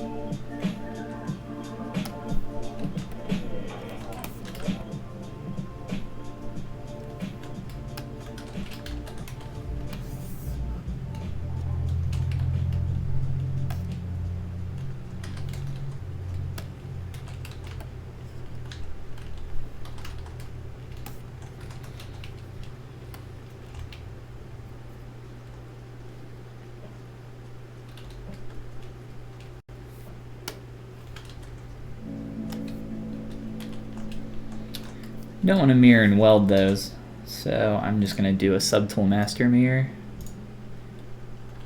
just so I have those.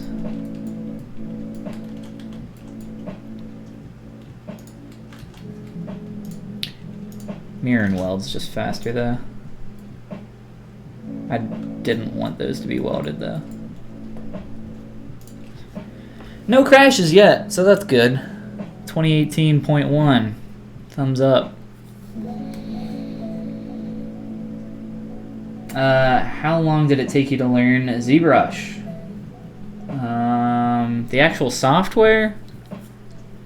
I have no idea. A lot of my just learning the software, I think you can learn relatively fast for the tools that you need. But then from there, kind of like learn some more little things here and there after the fact. But learning the software isn't that hard. That's not like the hard part. It's learning how to sculpt real good. That's the hard part.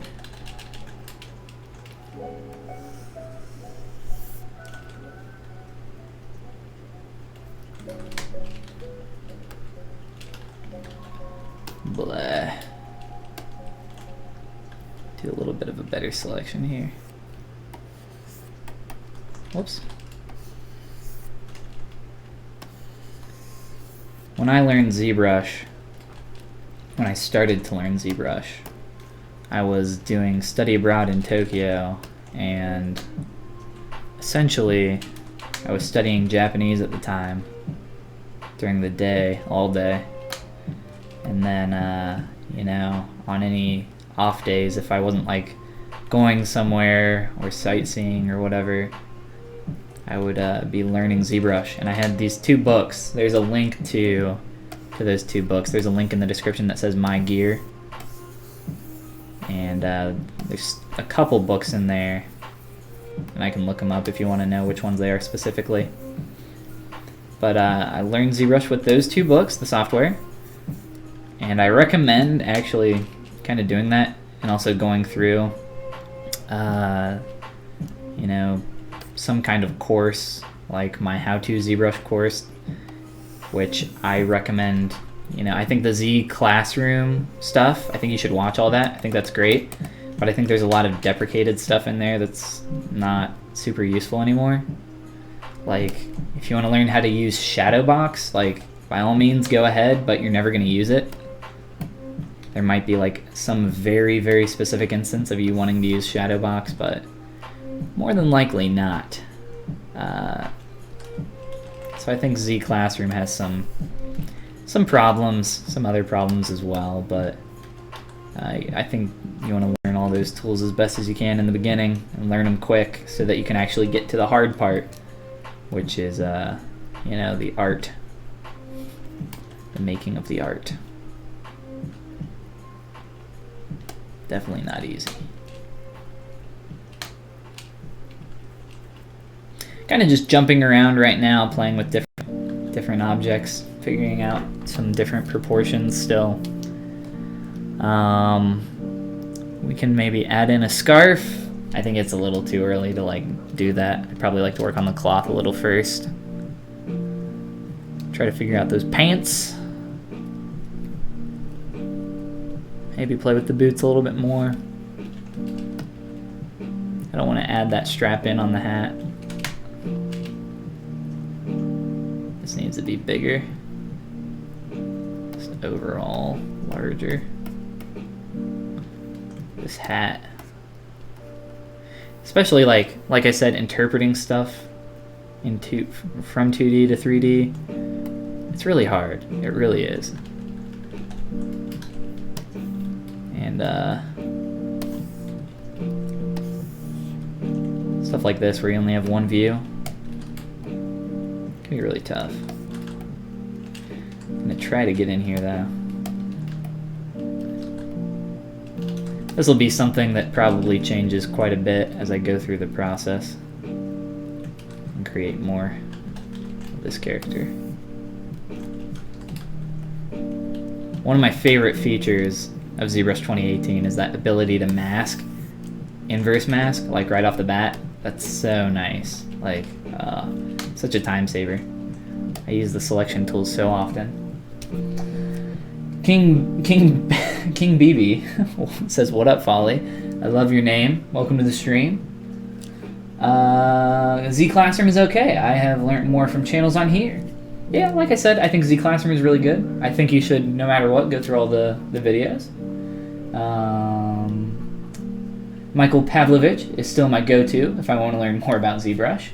Yeah, Michael, I've never personally purchased any of his content for his tutorials. But yeah, I hear he's got a lot of good stuff.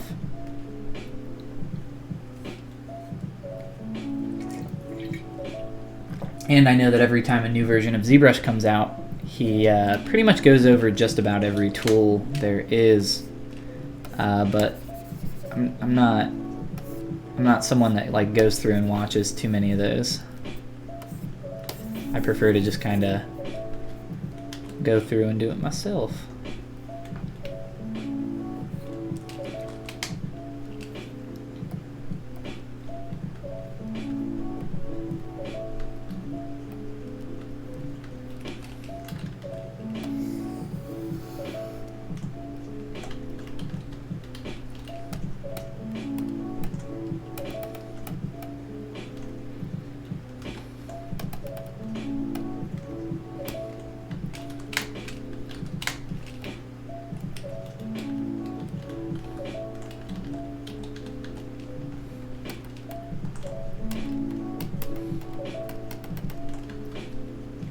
Kind of want to rotate this with my transpose tool, but that's gonna screw up everything else. We'll just use a big move brush.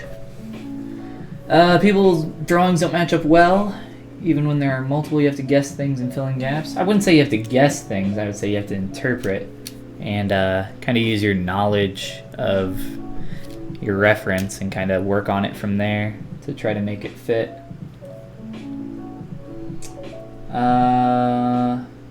Joseph Druss, Danny Mac, and Folly can teach you everything you want to know. Yeah, there's a ton of other awesome creators as well.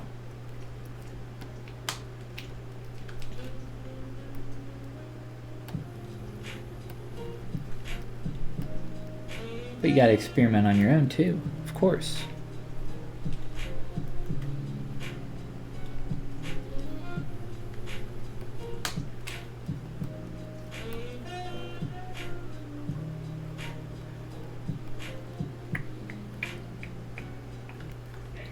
In Joseph we trust. That is amazing. I've never heard that, but I love it. Yeah, Joseph Drust. He's a real cool dude.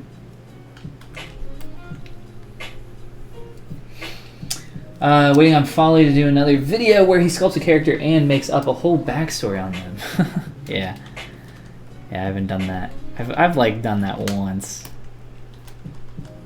Just having fun, playing around with stuff.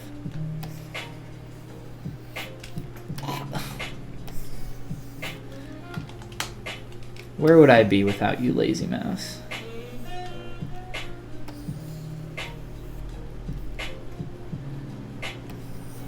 I don't actually need this to be super clean because I'm just gonna kind of smooth it out anyway. I'm just trying to get that lip a little bit better. I'm gonna stop working on it though. Kind of just being annoying. Big old turd.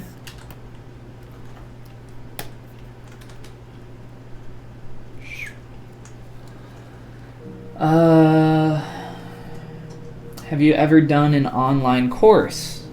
Like, have I ever watched a course or like participated in a course, or have I ever made like my own online course?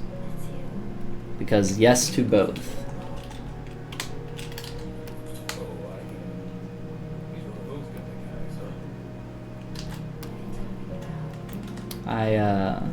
I'm sure if you follow me that you've seen my recent course that I just released, but for those that don't, if you're interested in digital sculpting, especially for toys in production, I just made a course about that specifically.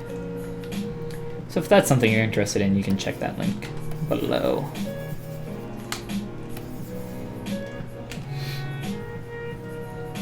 Have you ever taken one? Yes. Yes, of course. Of course.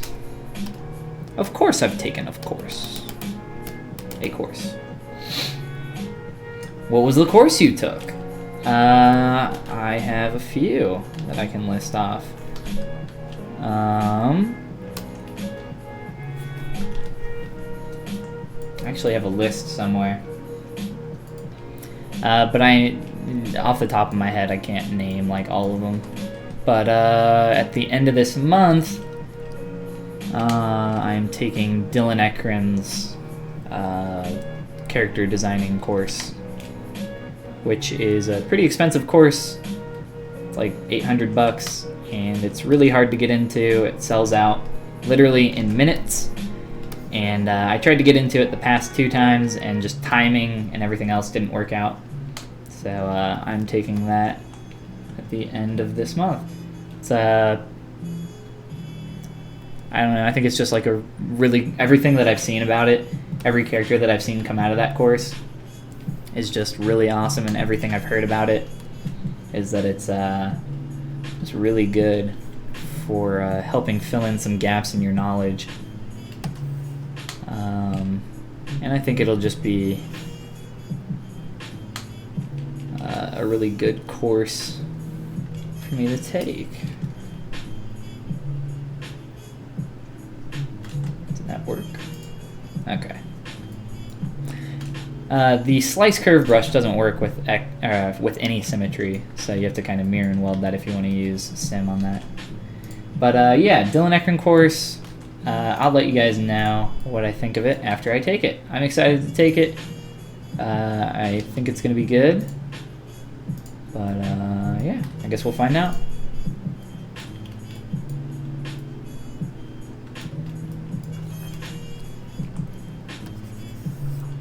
It's kind of a pretty advanced course, especially for, you know, $800.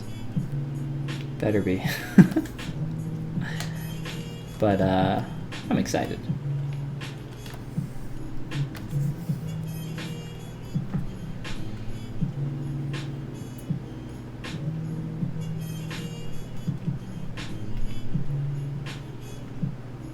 So you are looking more for someone to mentor you, give you feedback on your own personal work. So some like back and forth between you and whoever is teaching the course. That's kind of what this course is. There's some opportunities for feedback. In the past, I've thought about doing some stuff for sculptovers for people's work, but I've never really had like a good way to do that. I would like to maybe do that at some point. I don't really know if I have time to do that right now, though. I think that would be something that a decent amount of people are interested in, just because getting that, you know, like you just said, kind of live feedback, that one-on-one mentorship is, I think it's really important for art, and it's also kind of easy and hard to get. It's easy to get a lot of really low quality feedback, but getting that like really high quality like sculpt over or quick red line paint over, like getting some really good draw overs is kind of hard to find. I don't know.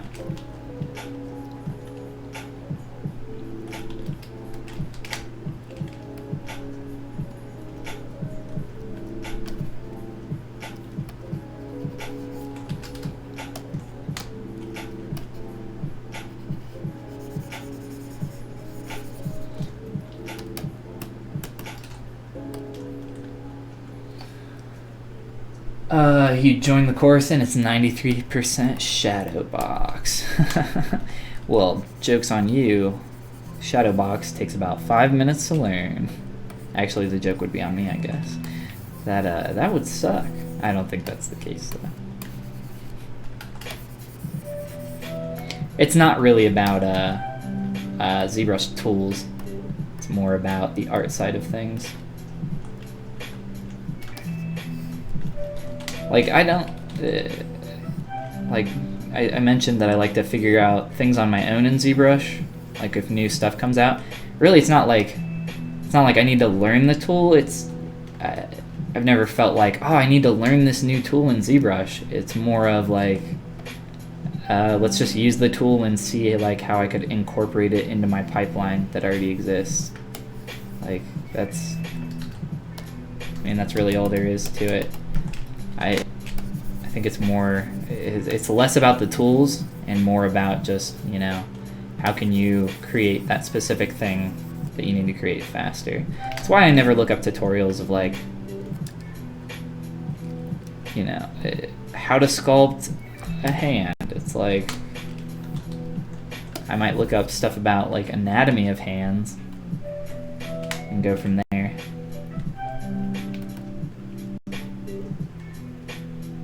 But seeing like other people's workflows can also be helpful. So I like watching other people sculpt sometimes.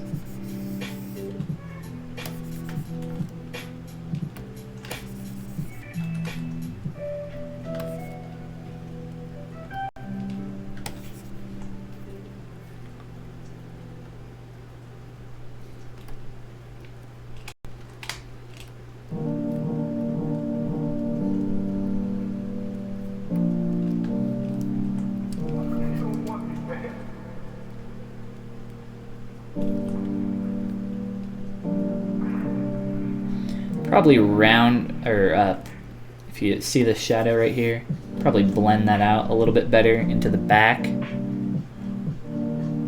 and a little bit, maybe a little bit more in the front as well. I kind of need to move the mouth, maybe rotate the head back a little bit, keep playing with it, figure some of these shapes out a little bit better.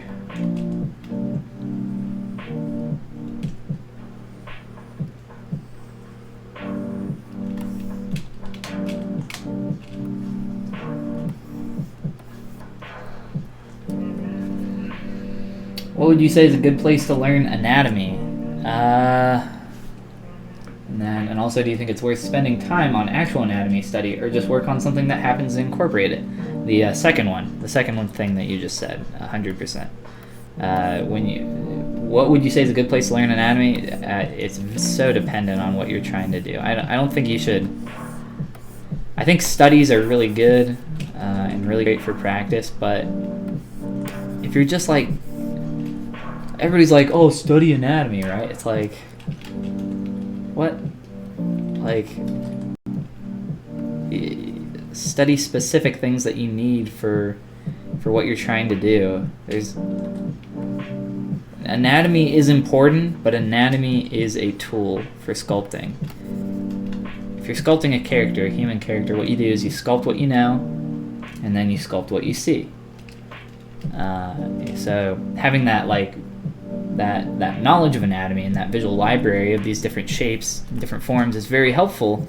But if you're just a kick-ass sculptor and you can sculpt what you see really well, and your artistic eye is, on point, you're gonna be fine. Like, you may not know why the surface is turning this way, but if you can represent it well, then it's not really, the end of the world. But having more knowledge, you're always going to be better off for that. But try to think of anatomy as a tool and less of like a necessity at all times.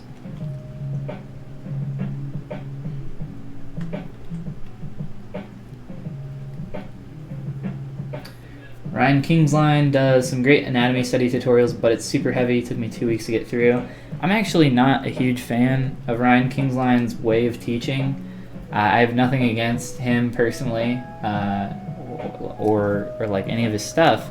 I'm just not a person, like, the way he teaches and the way his stuff looks, I'm just like not a huge fan. I think he does a great job of like doing some artistic anatomy and doing like he has a great interpretation of the deltoid. I actually own his UArtsy anatomy sculpting class. I think he changed the website. I don't know if it's UArtsy anymore. Something changed, or it turned into UArtsy or something. But yeah, I'm just not a huge fan personally. Scott Eden has some really heavy like sculpting stuff, and what's great about Scott Eden's class is that if you actually go through it, you're gonna have a dope ass anatomy sculpt by the end of it if you work really hard. You're gonna have a lot of them. I think Scott Eden's class is one of the best in terms of representing surface anatomy, which is, that's what's important. And I think he does it in a quick way that's represented really well.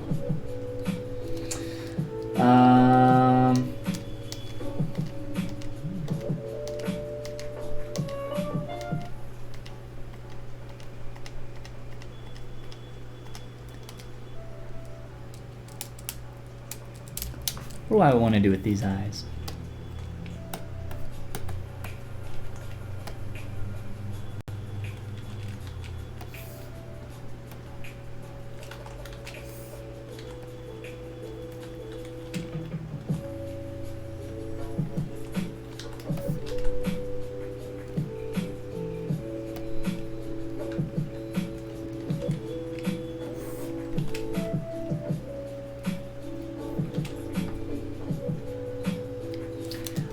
No, not Scott Eden.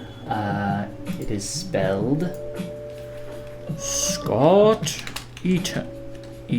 Why did that Time Warner Cable? That's weird. Scott Eaton. Like this.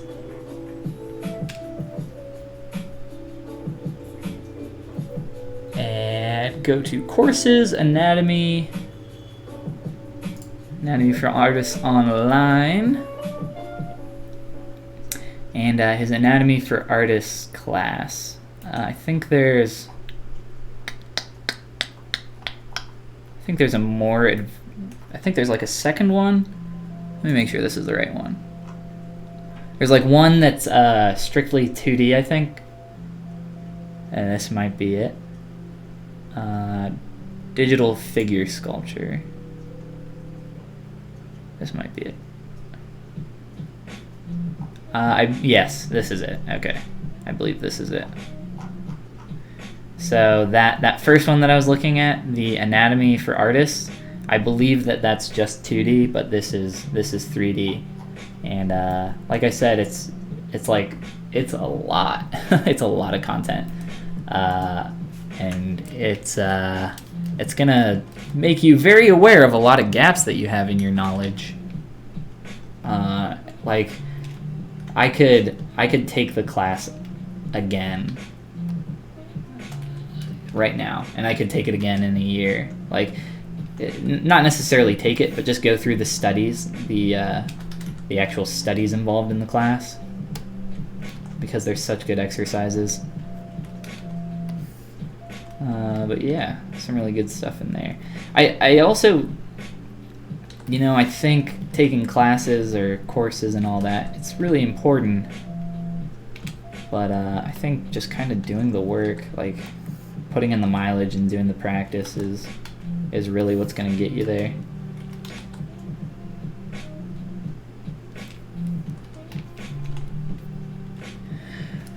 You stupid frog. Let's de-inflate these.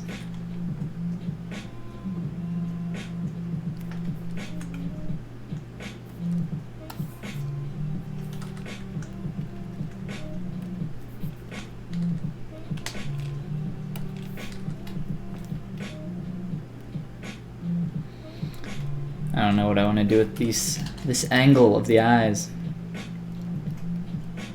I don't like where it's at right now, at least.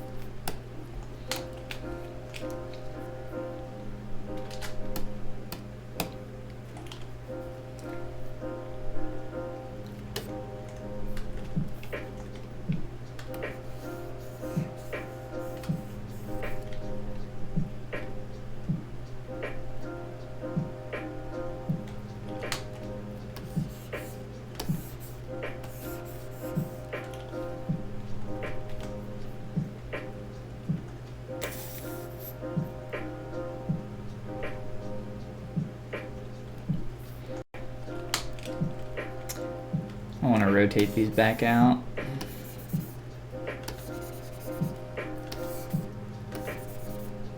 I'll probably have to spend a decent chunk of time on this to get it looking good, so I don't want to spend too much time on it right now.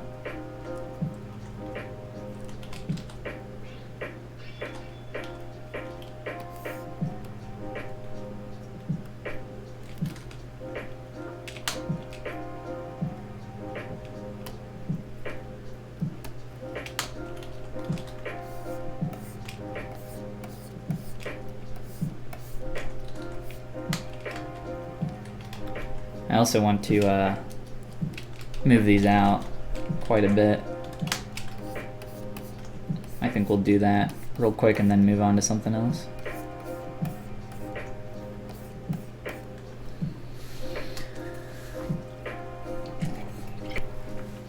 Do you prefer poly painting or texturing and normal maps and all that? I'm trying to learn the latter. I pretty much just sculpt for production, so if I'm doing anything, it's just poly painting on here.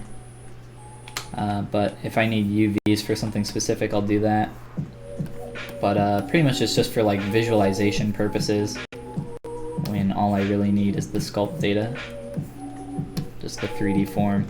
I find that for something like this, I think polypaint data can actually help you quite a bit in discovering where some flaws are in your form. But yeah, other than that, 3D is what's most important to me.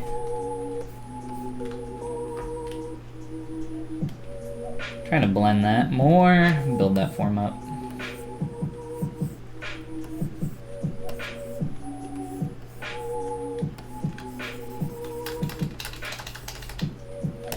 Trying to use my alternative smooth a little bit. It's holding shift to smooth and letting go of it. Normalize your geometry a little bit differently.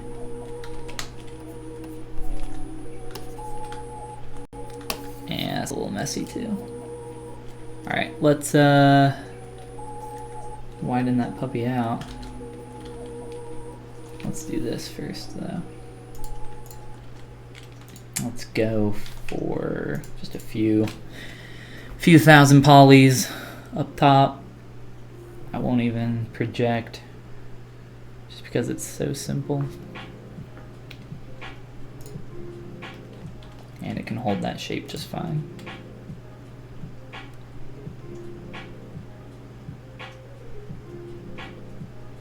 I also need to mess with this mouth more too. Dang, that took a long time to do that ZBrush.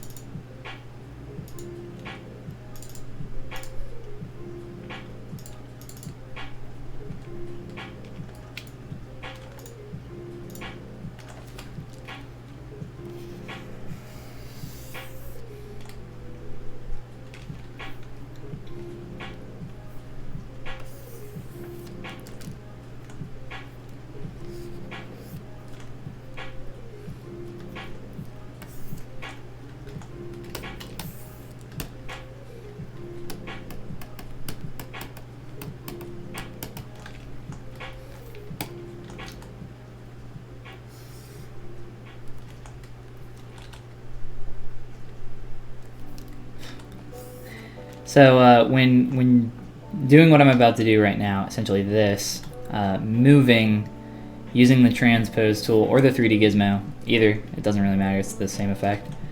You want to be, I'm trying to like move this evenly, so I need to move my transpose just like a pixel away from the center point if I'm going to use this middle move tool. I can use this just fine, but what that does is that doesn't move uniformly, that actually stretches out like that. So it's going to break that shape that I built.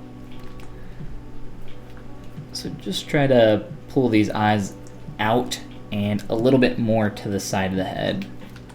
So I think that's more of the interpretation that I'm seeing here.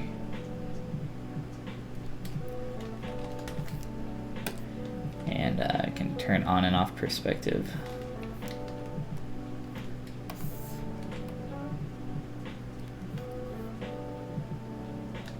Get in there.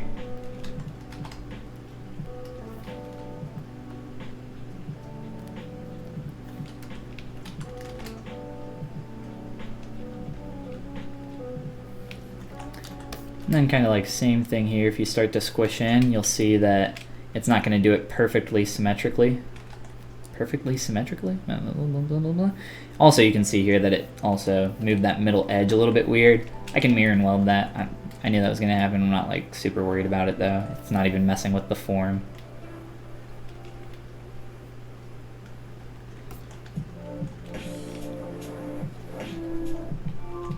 I just want to think if I'm happy with that. Let's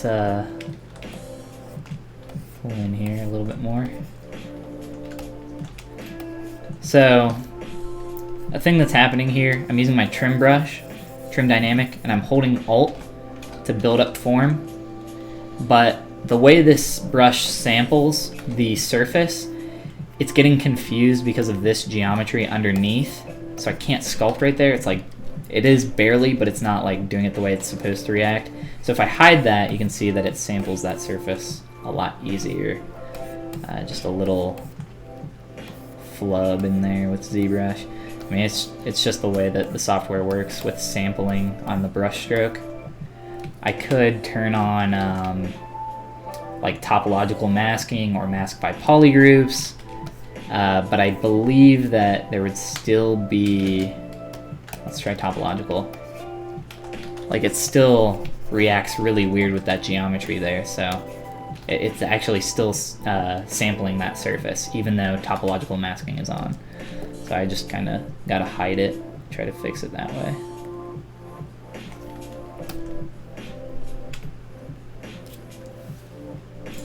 Let's see what that looks like.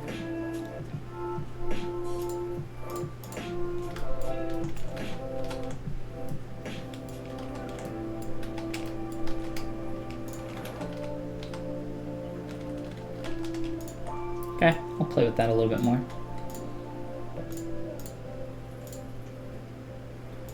The reason I'm also deleting all those extra objects is because when I use T-Pose Master, Transpose Master, it creates extra geometry, your T-Pose mesh, right?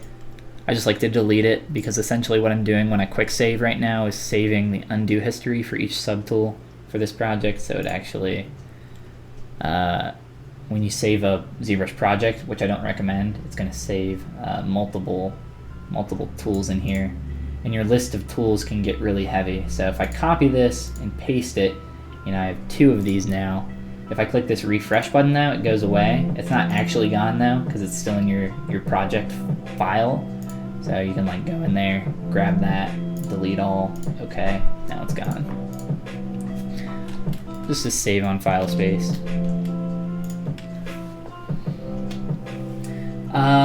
Gotta go eat breakfast. You are in a different time zone than I. See ya. Have fun. Enjoy your breakfast. Have you ever used Substance Painter? Like very briefly. I'm pretty sure it's like the industry standard on texturing right now. Painter rocks, yeah. From everything that I've seen and played around with, it seems like it's pretty sweet.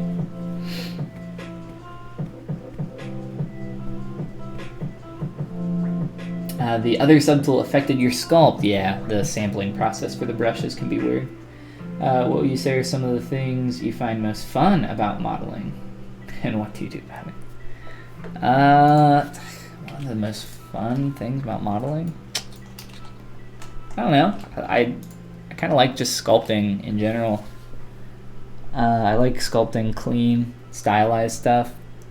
Hint, hint, what I'm working on right now. I like this kind of stuff.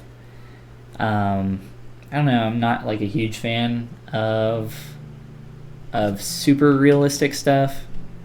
I like doing studies though. Man, I don't know. I like sculpting a lot of stuff. I like just sculpting. Sculpting for toys is kind of, toys in production is kind of my passion. And I would love to do some more stuff in the future. I was showing these off earlier. I would love to do more stuff like that. I would love to, in the future, do a vinyl toy. Something that's a little bit more higher quality than full-color sandstone 3D printed. That'd be a lot of fun. I don't really see that in the cards anytime soon, but, who knows? It's always on the table.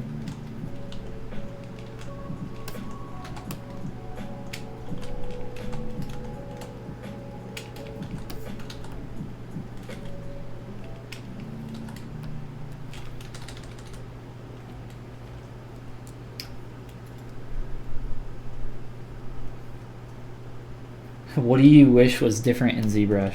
I could make a pretty long list probably. I kind of like ZBrush though. Really, what I want is more control over my subtools than just this. Like, I want to be able to.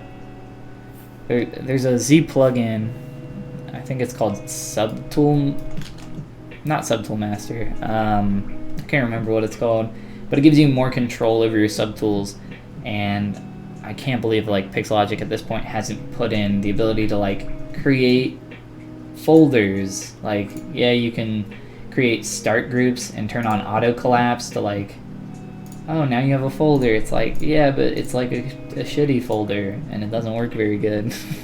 And it's like kind of a little bit of a hack to like create that. So I want real folders. I want lots more control over my subtools. I want to be able to like apply operations quickly to multiple subtools and all sorts of. There's a lot of stuff I could probably recommend, but that's really what comes to mind right now. What else, guys? What else do we want to do to this guy tonight?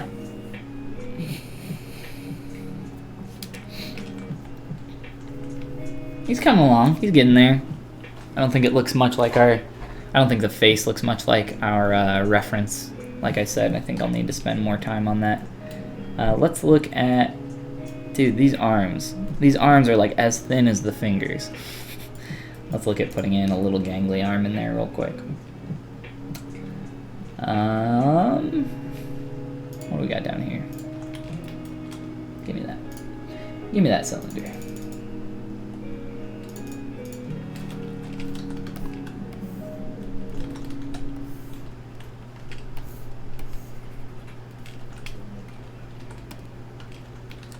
I also want more control over rotation and transforms in ZBrush. The 3D gizmo kind of gave people that, but it's not super specific, and the deformation palette is kind of what that's supposed to be, but it works with the world axis, and it's just not that great. There are some like little hacks that you can do to kind of make stuff work though. Kind of one of the things that I just did was snapping to that vertice so that I could grow that uniformly really quickly. There's a lot of cool things that you can do with the transpose tool. Like, for instance, I can click on that vert and then rotate perfectly around that central axis. So if you want to create like a toy that has an articulated piece, you could throw a sphere in there and then, you know, snap to the central pivot of that sphere, and then you could rotate around that sphere perfectly for the articulated joint. So little things like that can be really helpful. I am slobbering like an animal and spitting all over my Cintiq right now.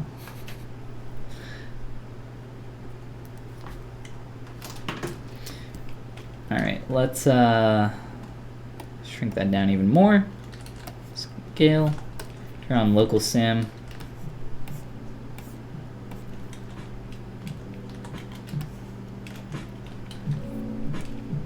I just want this out right now so that I can see it.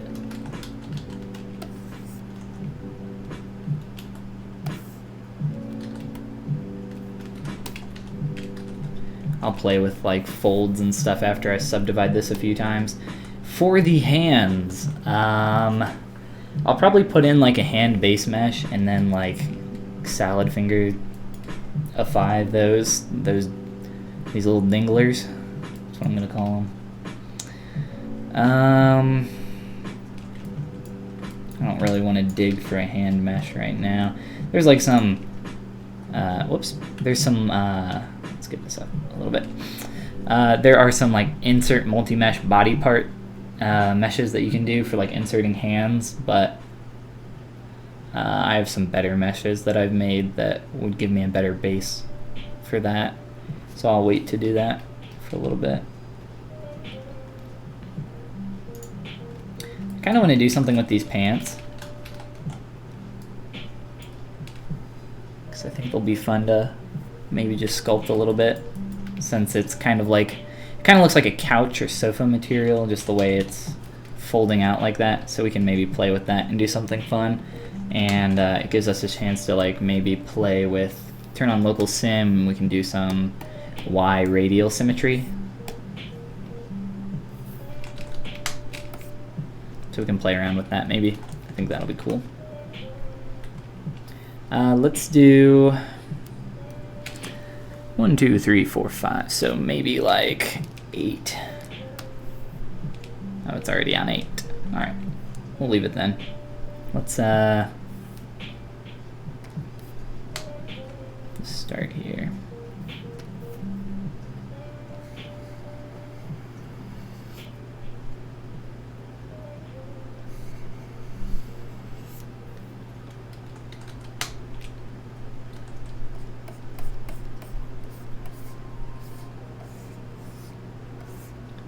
Really just basic sculpting here, clay tubes.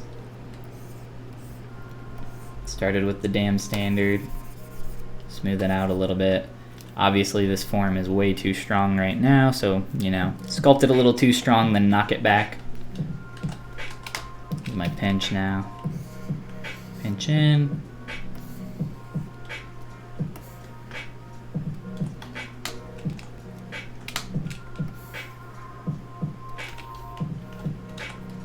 do quick diner mesh. Man, that's a lot of emojis. This message is held for review. That's okay, we'll click show. I'm not here to learn, but I have a feeling this thing is going to be good shit when it's done. Well, thank you. Appreciate it.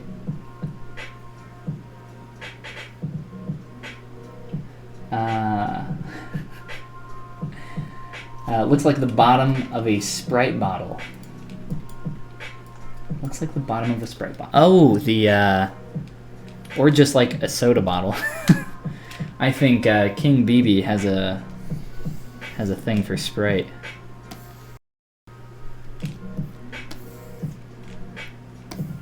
So I'm pinching in on this. You can see the shape that we're getting there. And then I'm just going to move back face masking a little bit here.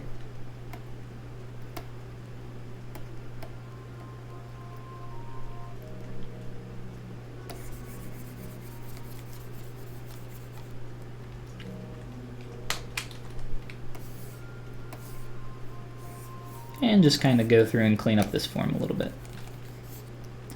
Not too long now, and we've already got like the basic shape here.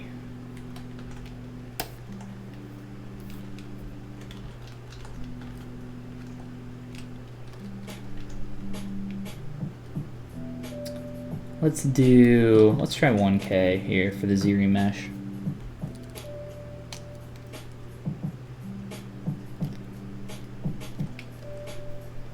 And local sim is on. Let's turn off our symmetry and try that again.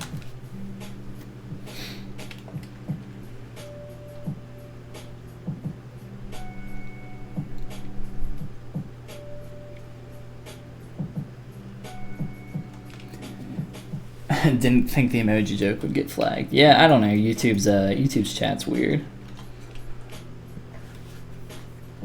You're my all-time favorite 3D modeler, but who do you look up to? Oh man, don't put that kind of pressure on me, please. Thank you, I appreciate that a lot, man. That's really cool of you to say. But that's a lot of pressure to live up to. Who do you look up to? If you go to my art station,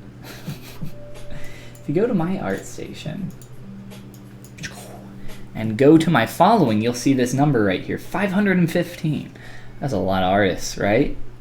There's a ton of people in here that I follow if you want to see the people that I follow, but there are, you know, I think there's like some really good artists that like, there's this huge list of really good artists, and it's like, here's the bar, right? And then like really good artists, it's like, wow, these people are so great. But then there's like 5 sculptors that are like, here's everybody else that's like top of the game, and then there's like these 5 dudes that are like way up here that are just that much better.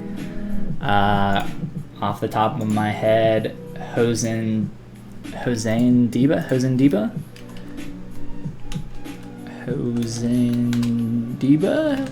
Am I spelling that right?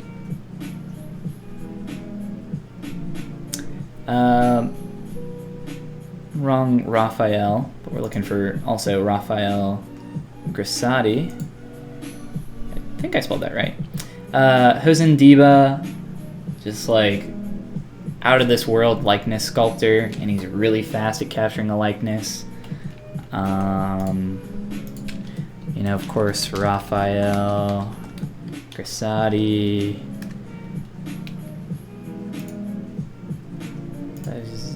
Did I not? I'm a sad beller.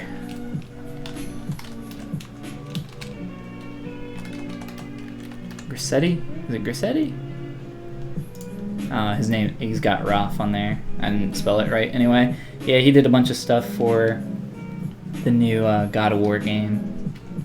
And then there are, you know, who else we got?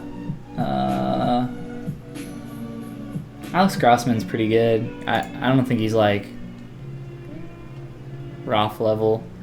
There are a few others, but like these are like 2 of the guys that I would say are like, you know, top of the top. That are just creating stuff consistently way better than everybody else and way faster than everybody else. I could like put together a list of like, if you're not following these people, you need to be. That might be fun too. Let's turn our sim back on. You can see here that it's off center. Of course, we need local on. Make sure that's showing up right. But with our ZBrush, you can see that we've kind of cleaned the form up a little bit more. Awesome. That's what we was looking for. I still think it's too strong. I kind of want to also too much of a bubble here on the bottom. We'll just flatten it out. So mask that off, set down, clear.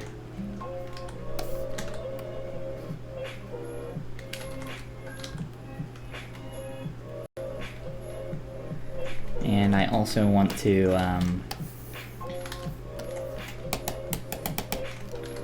scale this.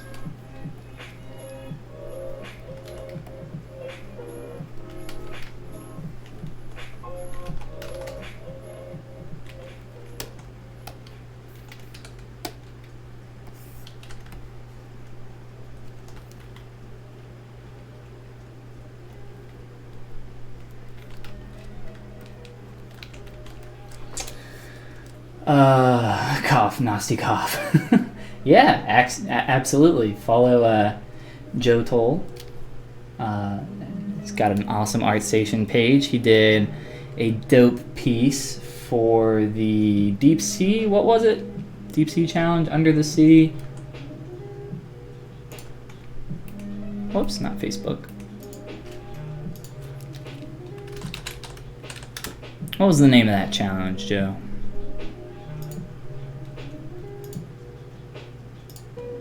Mr. Tolliday. Here it is. This was a really cool concept, and Joe did a great job of Beneath the Waves Challenge, that's what it was called. Joe did an awesome job of bringing it into 3D.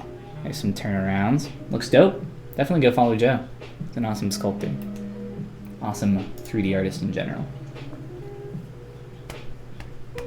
That looks like Pumpkin Boy from this view right now. Yes, that's right. Pretty much the same process. Thanks for asking all these questions. I think you're a great guy. Well, thank you.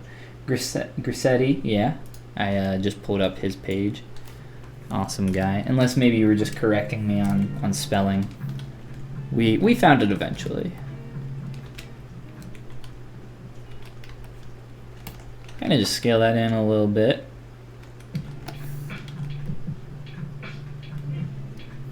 We'll fix some stuff with angles and everything.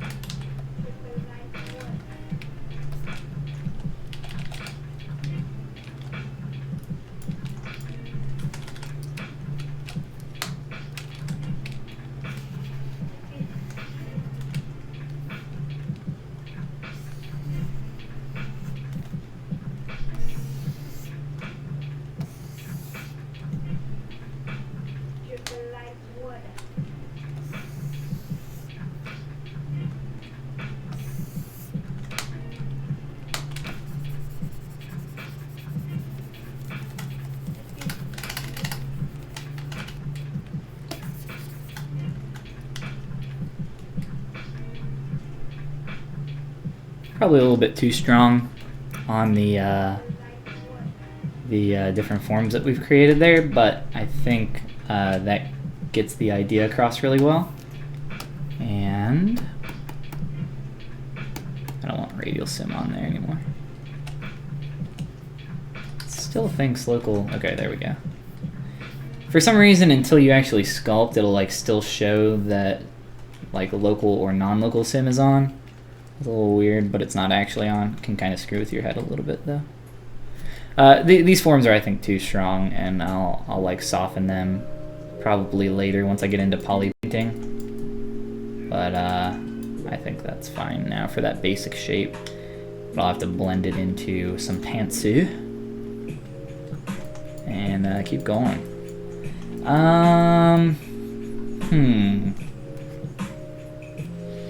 Should probably do some more stuff with the cloak. Really, a lot of the time I won't even like mirror this stuff over just because it's easier to work on one leg with symmetry off, in my opinion, even though there's not really much of a leg here. It's really just like foot to boot, pant to boot. I just heard a little Kirby noise. I don't know if you guys heard that in the music. I'll mess with that a little bit later.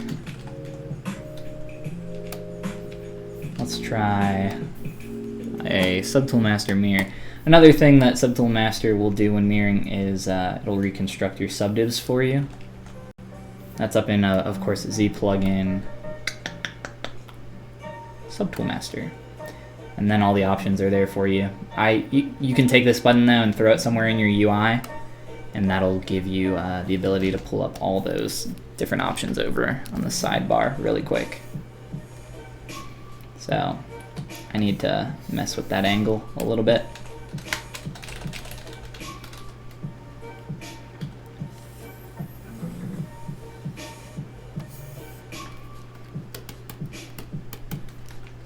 Try to just like do some, play around a little bit with the rotate here. BRB Food, good to see you streaming. Thank you, man. Appreciate it. I should also get some food.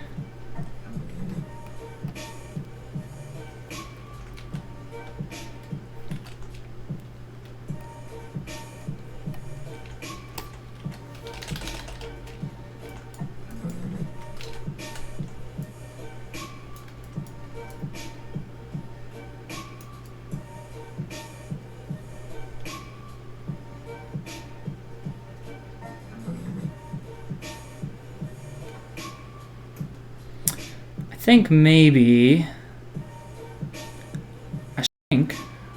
we'll work on this cloak just a tiny bit before I jump out of here. Got the body in there still, don't I? That little body. I made this as just like a little bit of an idea for sizing for the cloak, so I didn't like completely just screw up the size.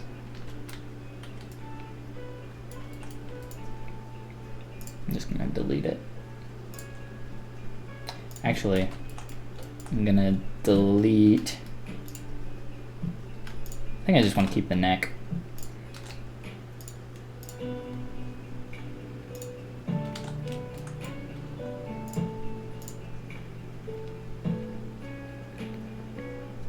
I see some new people have popped in.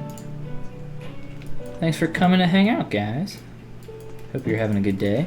Or night, like I am. No, it's awful bright in my room, but that's because I have these giant, super bright lights going on here. Brighten things up a little bit. These, this webcam I have, it's one of the better webcams, but, you know, it still doesn't do so well unless you have a lot of light.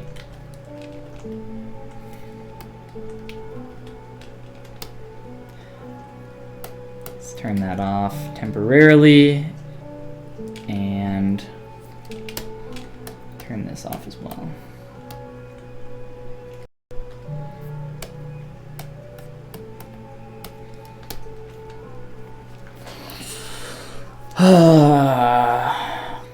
Need to use my big old brain, my big dumb brain.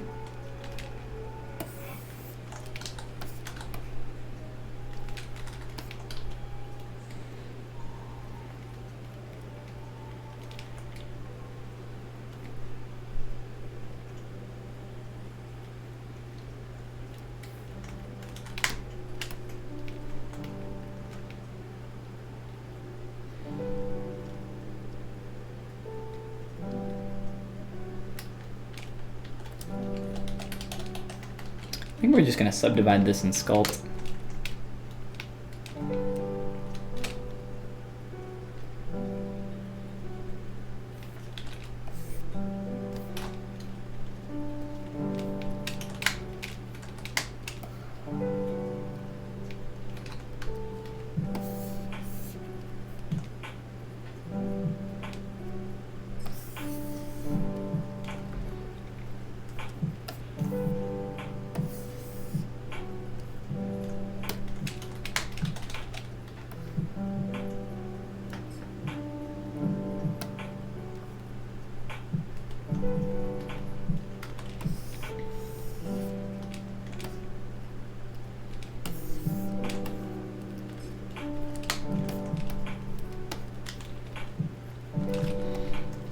This thing is just too clean.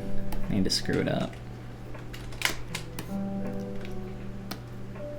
I'm just kind of using a giant move brush, and I'll figure stuff out.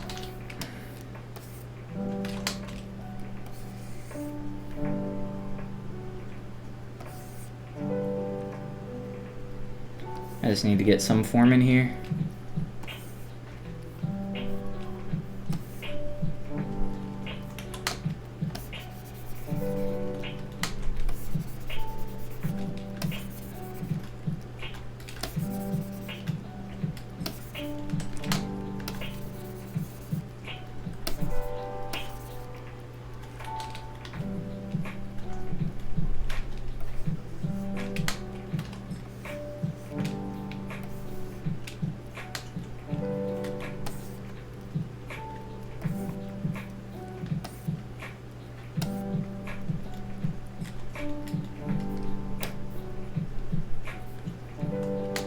I don't really care if this like edge gets screwed up because I can slice it, and it's pretty thin in the reference as well. I have it a lot thicker than it would need to be anyway. If because I still actually have the poly groups here, what I can actually do is take these, delete hidden, and or delete lower, sorry, on my subdivs, and then delete hidden. And then, you know, that's just like the back side of those polys there. And I can kind of go through and correct those later and fill in. Give this some thickness. It's kind of a little bit easier if you only have a single-sided poly surface though, just to sculpt on. Just kind of get rough with. Obviously I can't smooth with this though. If I dynamesh this, it's going to close holes though, so that's not what I want to do. If I Z-remesh, it should be fine. Should work. Yeah. So keeping keeping that as a single-sided poly surface before I play with it more. Nathan says, "Hey, that looks cool." Well, thank you, Nathan. Appreciate it, man.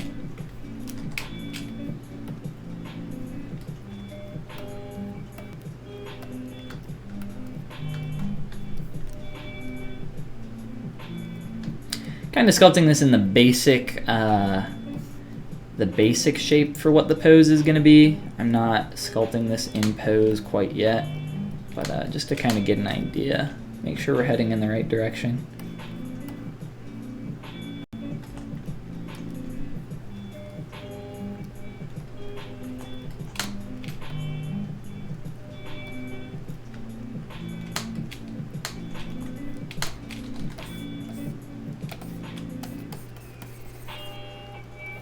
Really, I'm just being super rough with the surface right now to start to get the surface to turn a little bit in a specific direction. Get some folds in there. Start to get some folds in there.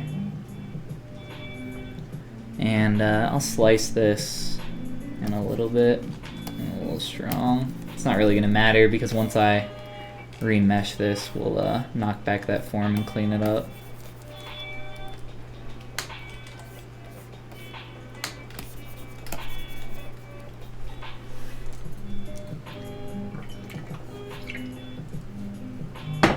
One second here.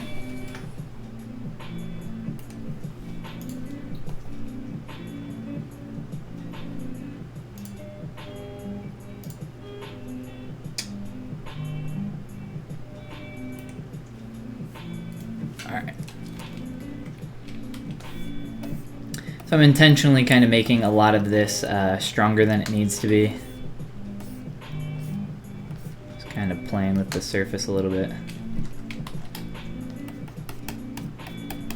I don't really care how messy it is. Grab me a pinch brush. Lazy mouse it up a little bit. Start to get the surface to follow a specific little fold pattern there.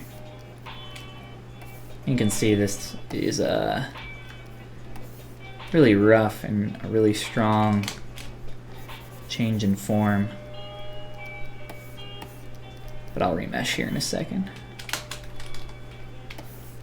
I just want to get the surface to start to go in a specific direction. We'll zero mesh at 1. The thing is, with pinching geometry, zero mesh doesn't do so great with pinched geometry, like when it's bunched up like that. It actually did a pretty good job here, but I've had a lot of problems with it in the past, trying to throw more polys where they don't need to be. Now I'm just kind of like looking at this from as many angles as I can.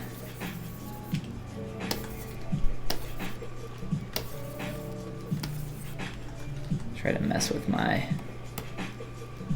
large move and smooth brush, just so we can try to block in these different forms that we're seeing here.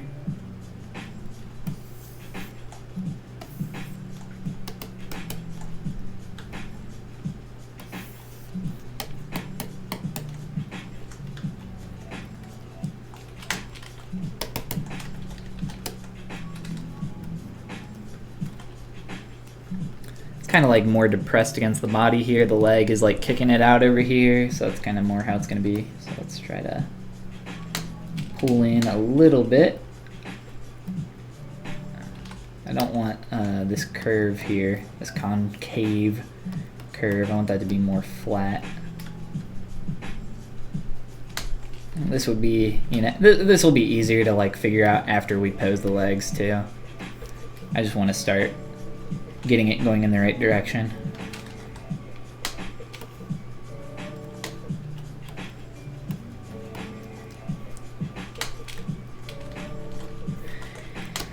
And to add a little bit of thickness to this, I'm just going to use my ZModeler brush. Come on through here, extrude all polygons, and I'm going to, excuse me, I'm going to delete higher so that I can actually do this. I'm going to push in to give it a little bit of thickness. But by pushing in, ZModeler, it actually doesn't matter if you push in or out.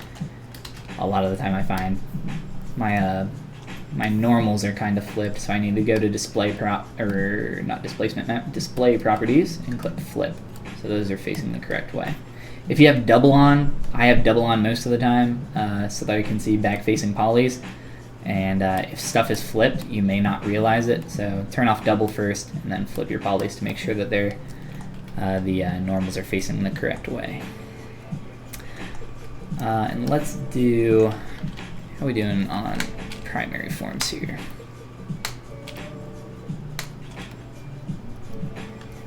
I think we're kind of fine for the time being, and I'll mess with this more later.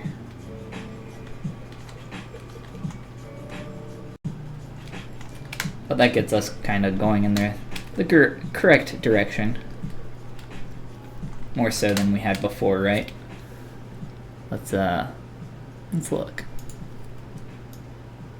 through that little quick process.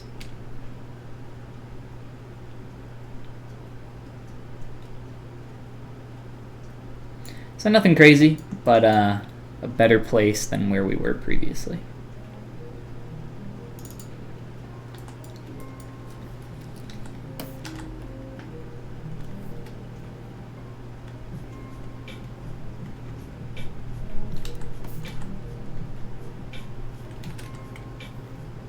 I think what I'm gonna do is move the head up a little bit so that we have room for our scarf.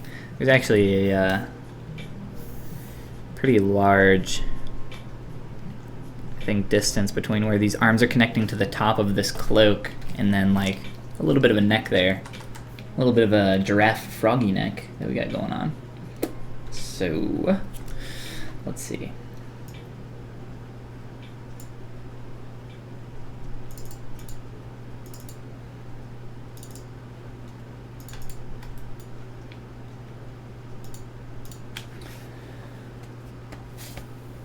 Nathan says the only thing I do in ZBrush is a bunch of spheres, so I'm trying to get some knowledge out of some videos on the internet. Nice, man. I can hear your pen swipes. It sounds exactly like a brush. I don't think it sounds like a brush. I don't know. Maybe it does. I wish I had a tablet. I would recommend just, if you don't have anything, grab a bamboo tablet. Bamboos are super cheap, and from there, after if you really want to get a little bit of a bigger tablet, grab an Intuos. Intuoses are awesome. I like Intuoses a lot. I just prefer my graphics tablet. I like my Cintiq. This is my second Cintiq.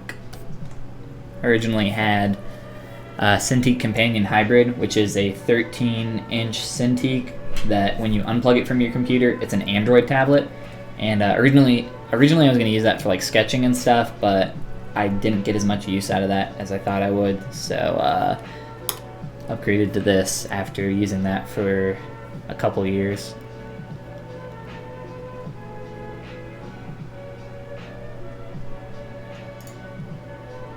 Move that up a little bit.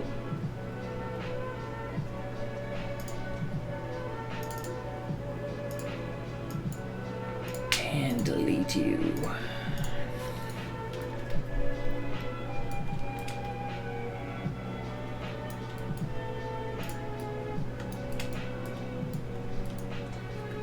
Oh, it's kind of creepy right now.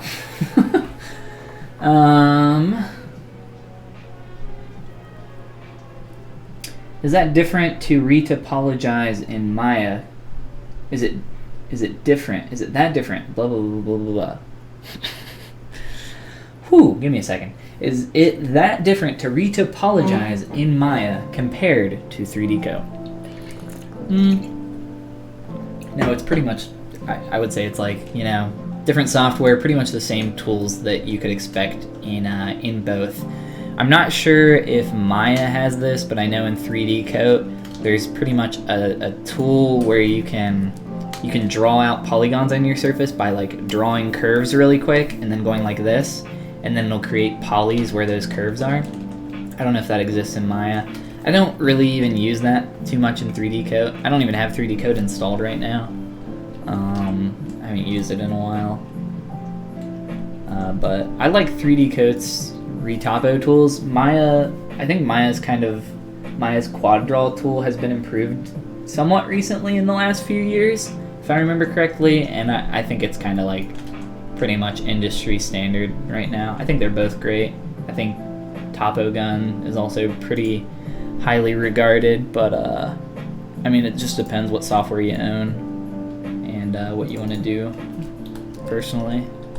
I mean, there's so many different softwares out there. It really just comes down to preference anymore.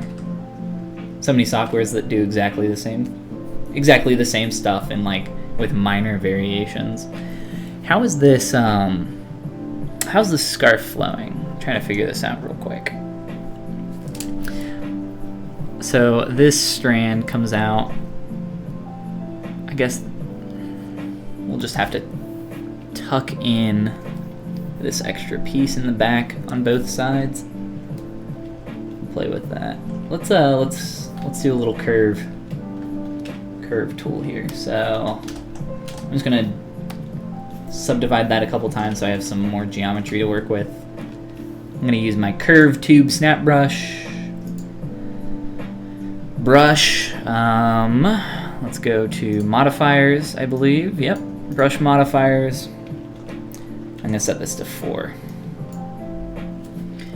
So now when I use that brush, it gives me a 4-sided poly, 4-sided tube of geometry. The end caps are still screwed up though, so I'll delete those and re-bridge those polys. But I'm also gonna turn my Z intensity like, that's probably fine, 30-ish. And now let's draw some geo.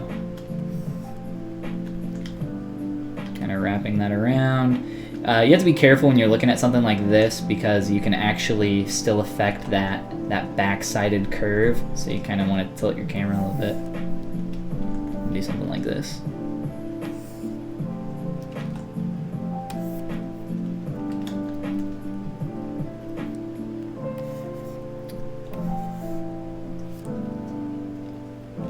Really, I just need like the base form in here. I don't need anything crazy. And for this, I'm probably not even going to use... Actually, I will use a curved tube. I wasn't going to. You could just use a cylinder, but if I want to get like this edge to interact like and look good with the face, I probably want it to have a little bit of a dip in there. I could kind of sculpt that and push that in, but I'll just probably use a curved tube like I'm doing right now. A few more pieces of geo, and I'll just click here, accept that, and delete hidden. And then I'll kind of go through and mess with this a little bit more as we go. But that is a few hours now that we've been hanging out and sculpting, and I need to go to the bathroom really bad. And I also need to get some sleep. So I think that's going to be a good place for us to just stop for tonight. And I would like to stream tomorrow. If anybody's around, come hang out. I'll let you guys know. I'll post about it on the social medias. So if you don't follow me anywhere, go do that. Let's see. Instagram's probably the best place. I have Twitter. I don't really like Twitter. I have Facebook. I don't really like Facebook. I like Instagram though, even though Facebook owns them. But yeah, I don't know. We've done a lot of stuff here. Come a long way. But I'll do more. I don't know if I'll work on this off of stream or not. I don't know. We'll see. But I'm glad to be doing some streaming a little bit. It's been a while, like I said. Maybe a little too long. But yeah. I keep messing with stuff. I see stuff that needs to change. I'm like, I'll do it later. Don't you love our beautiful scarf? It's perfect. It's disturbing. These are the end caps. I'll real quick show you guys this before I go. These are the end caps that I was talking about. I just want to delete that and essentially use Z modeler. Hover over an edge and select bridge and just bridge those two edges. I don't like having that point on the end like this. I don't like having tries there. Doesn't, it's not conducive? Is that the word? It's not conducive to a good topology flow. When adding creases, it starts to screw stuff up really bad. It's really annoying to work with. Tries in general are just kind of stuff you want to avoid. Sometimes they're unavoidable though. But yeah, do a quick save. And I guess I'll see you guys in the next stream. Hopefully that'll be soon. Hopefully tomorrow. We'll see. Thank you for bringing more fun and cute characters to the ZBrush YouTube community. There's a lot of dragged out ZBrush videos. Well, I mean, this was only 3 hours long, so a little bit dragged out too. All right. I'll see you guys next time. Have a great night.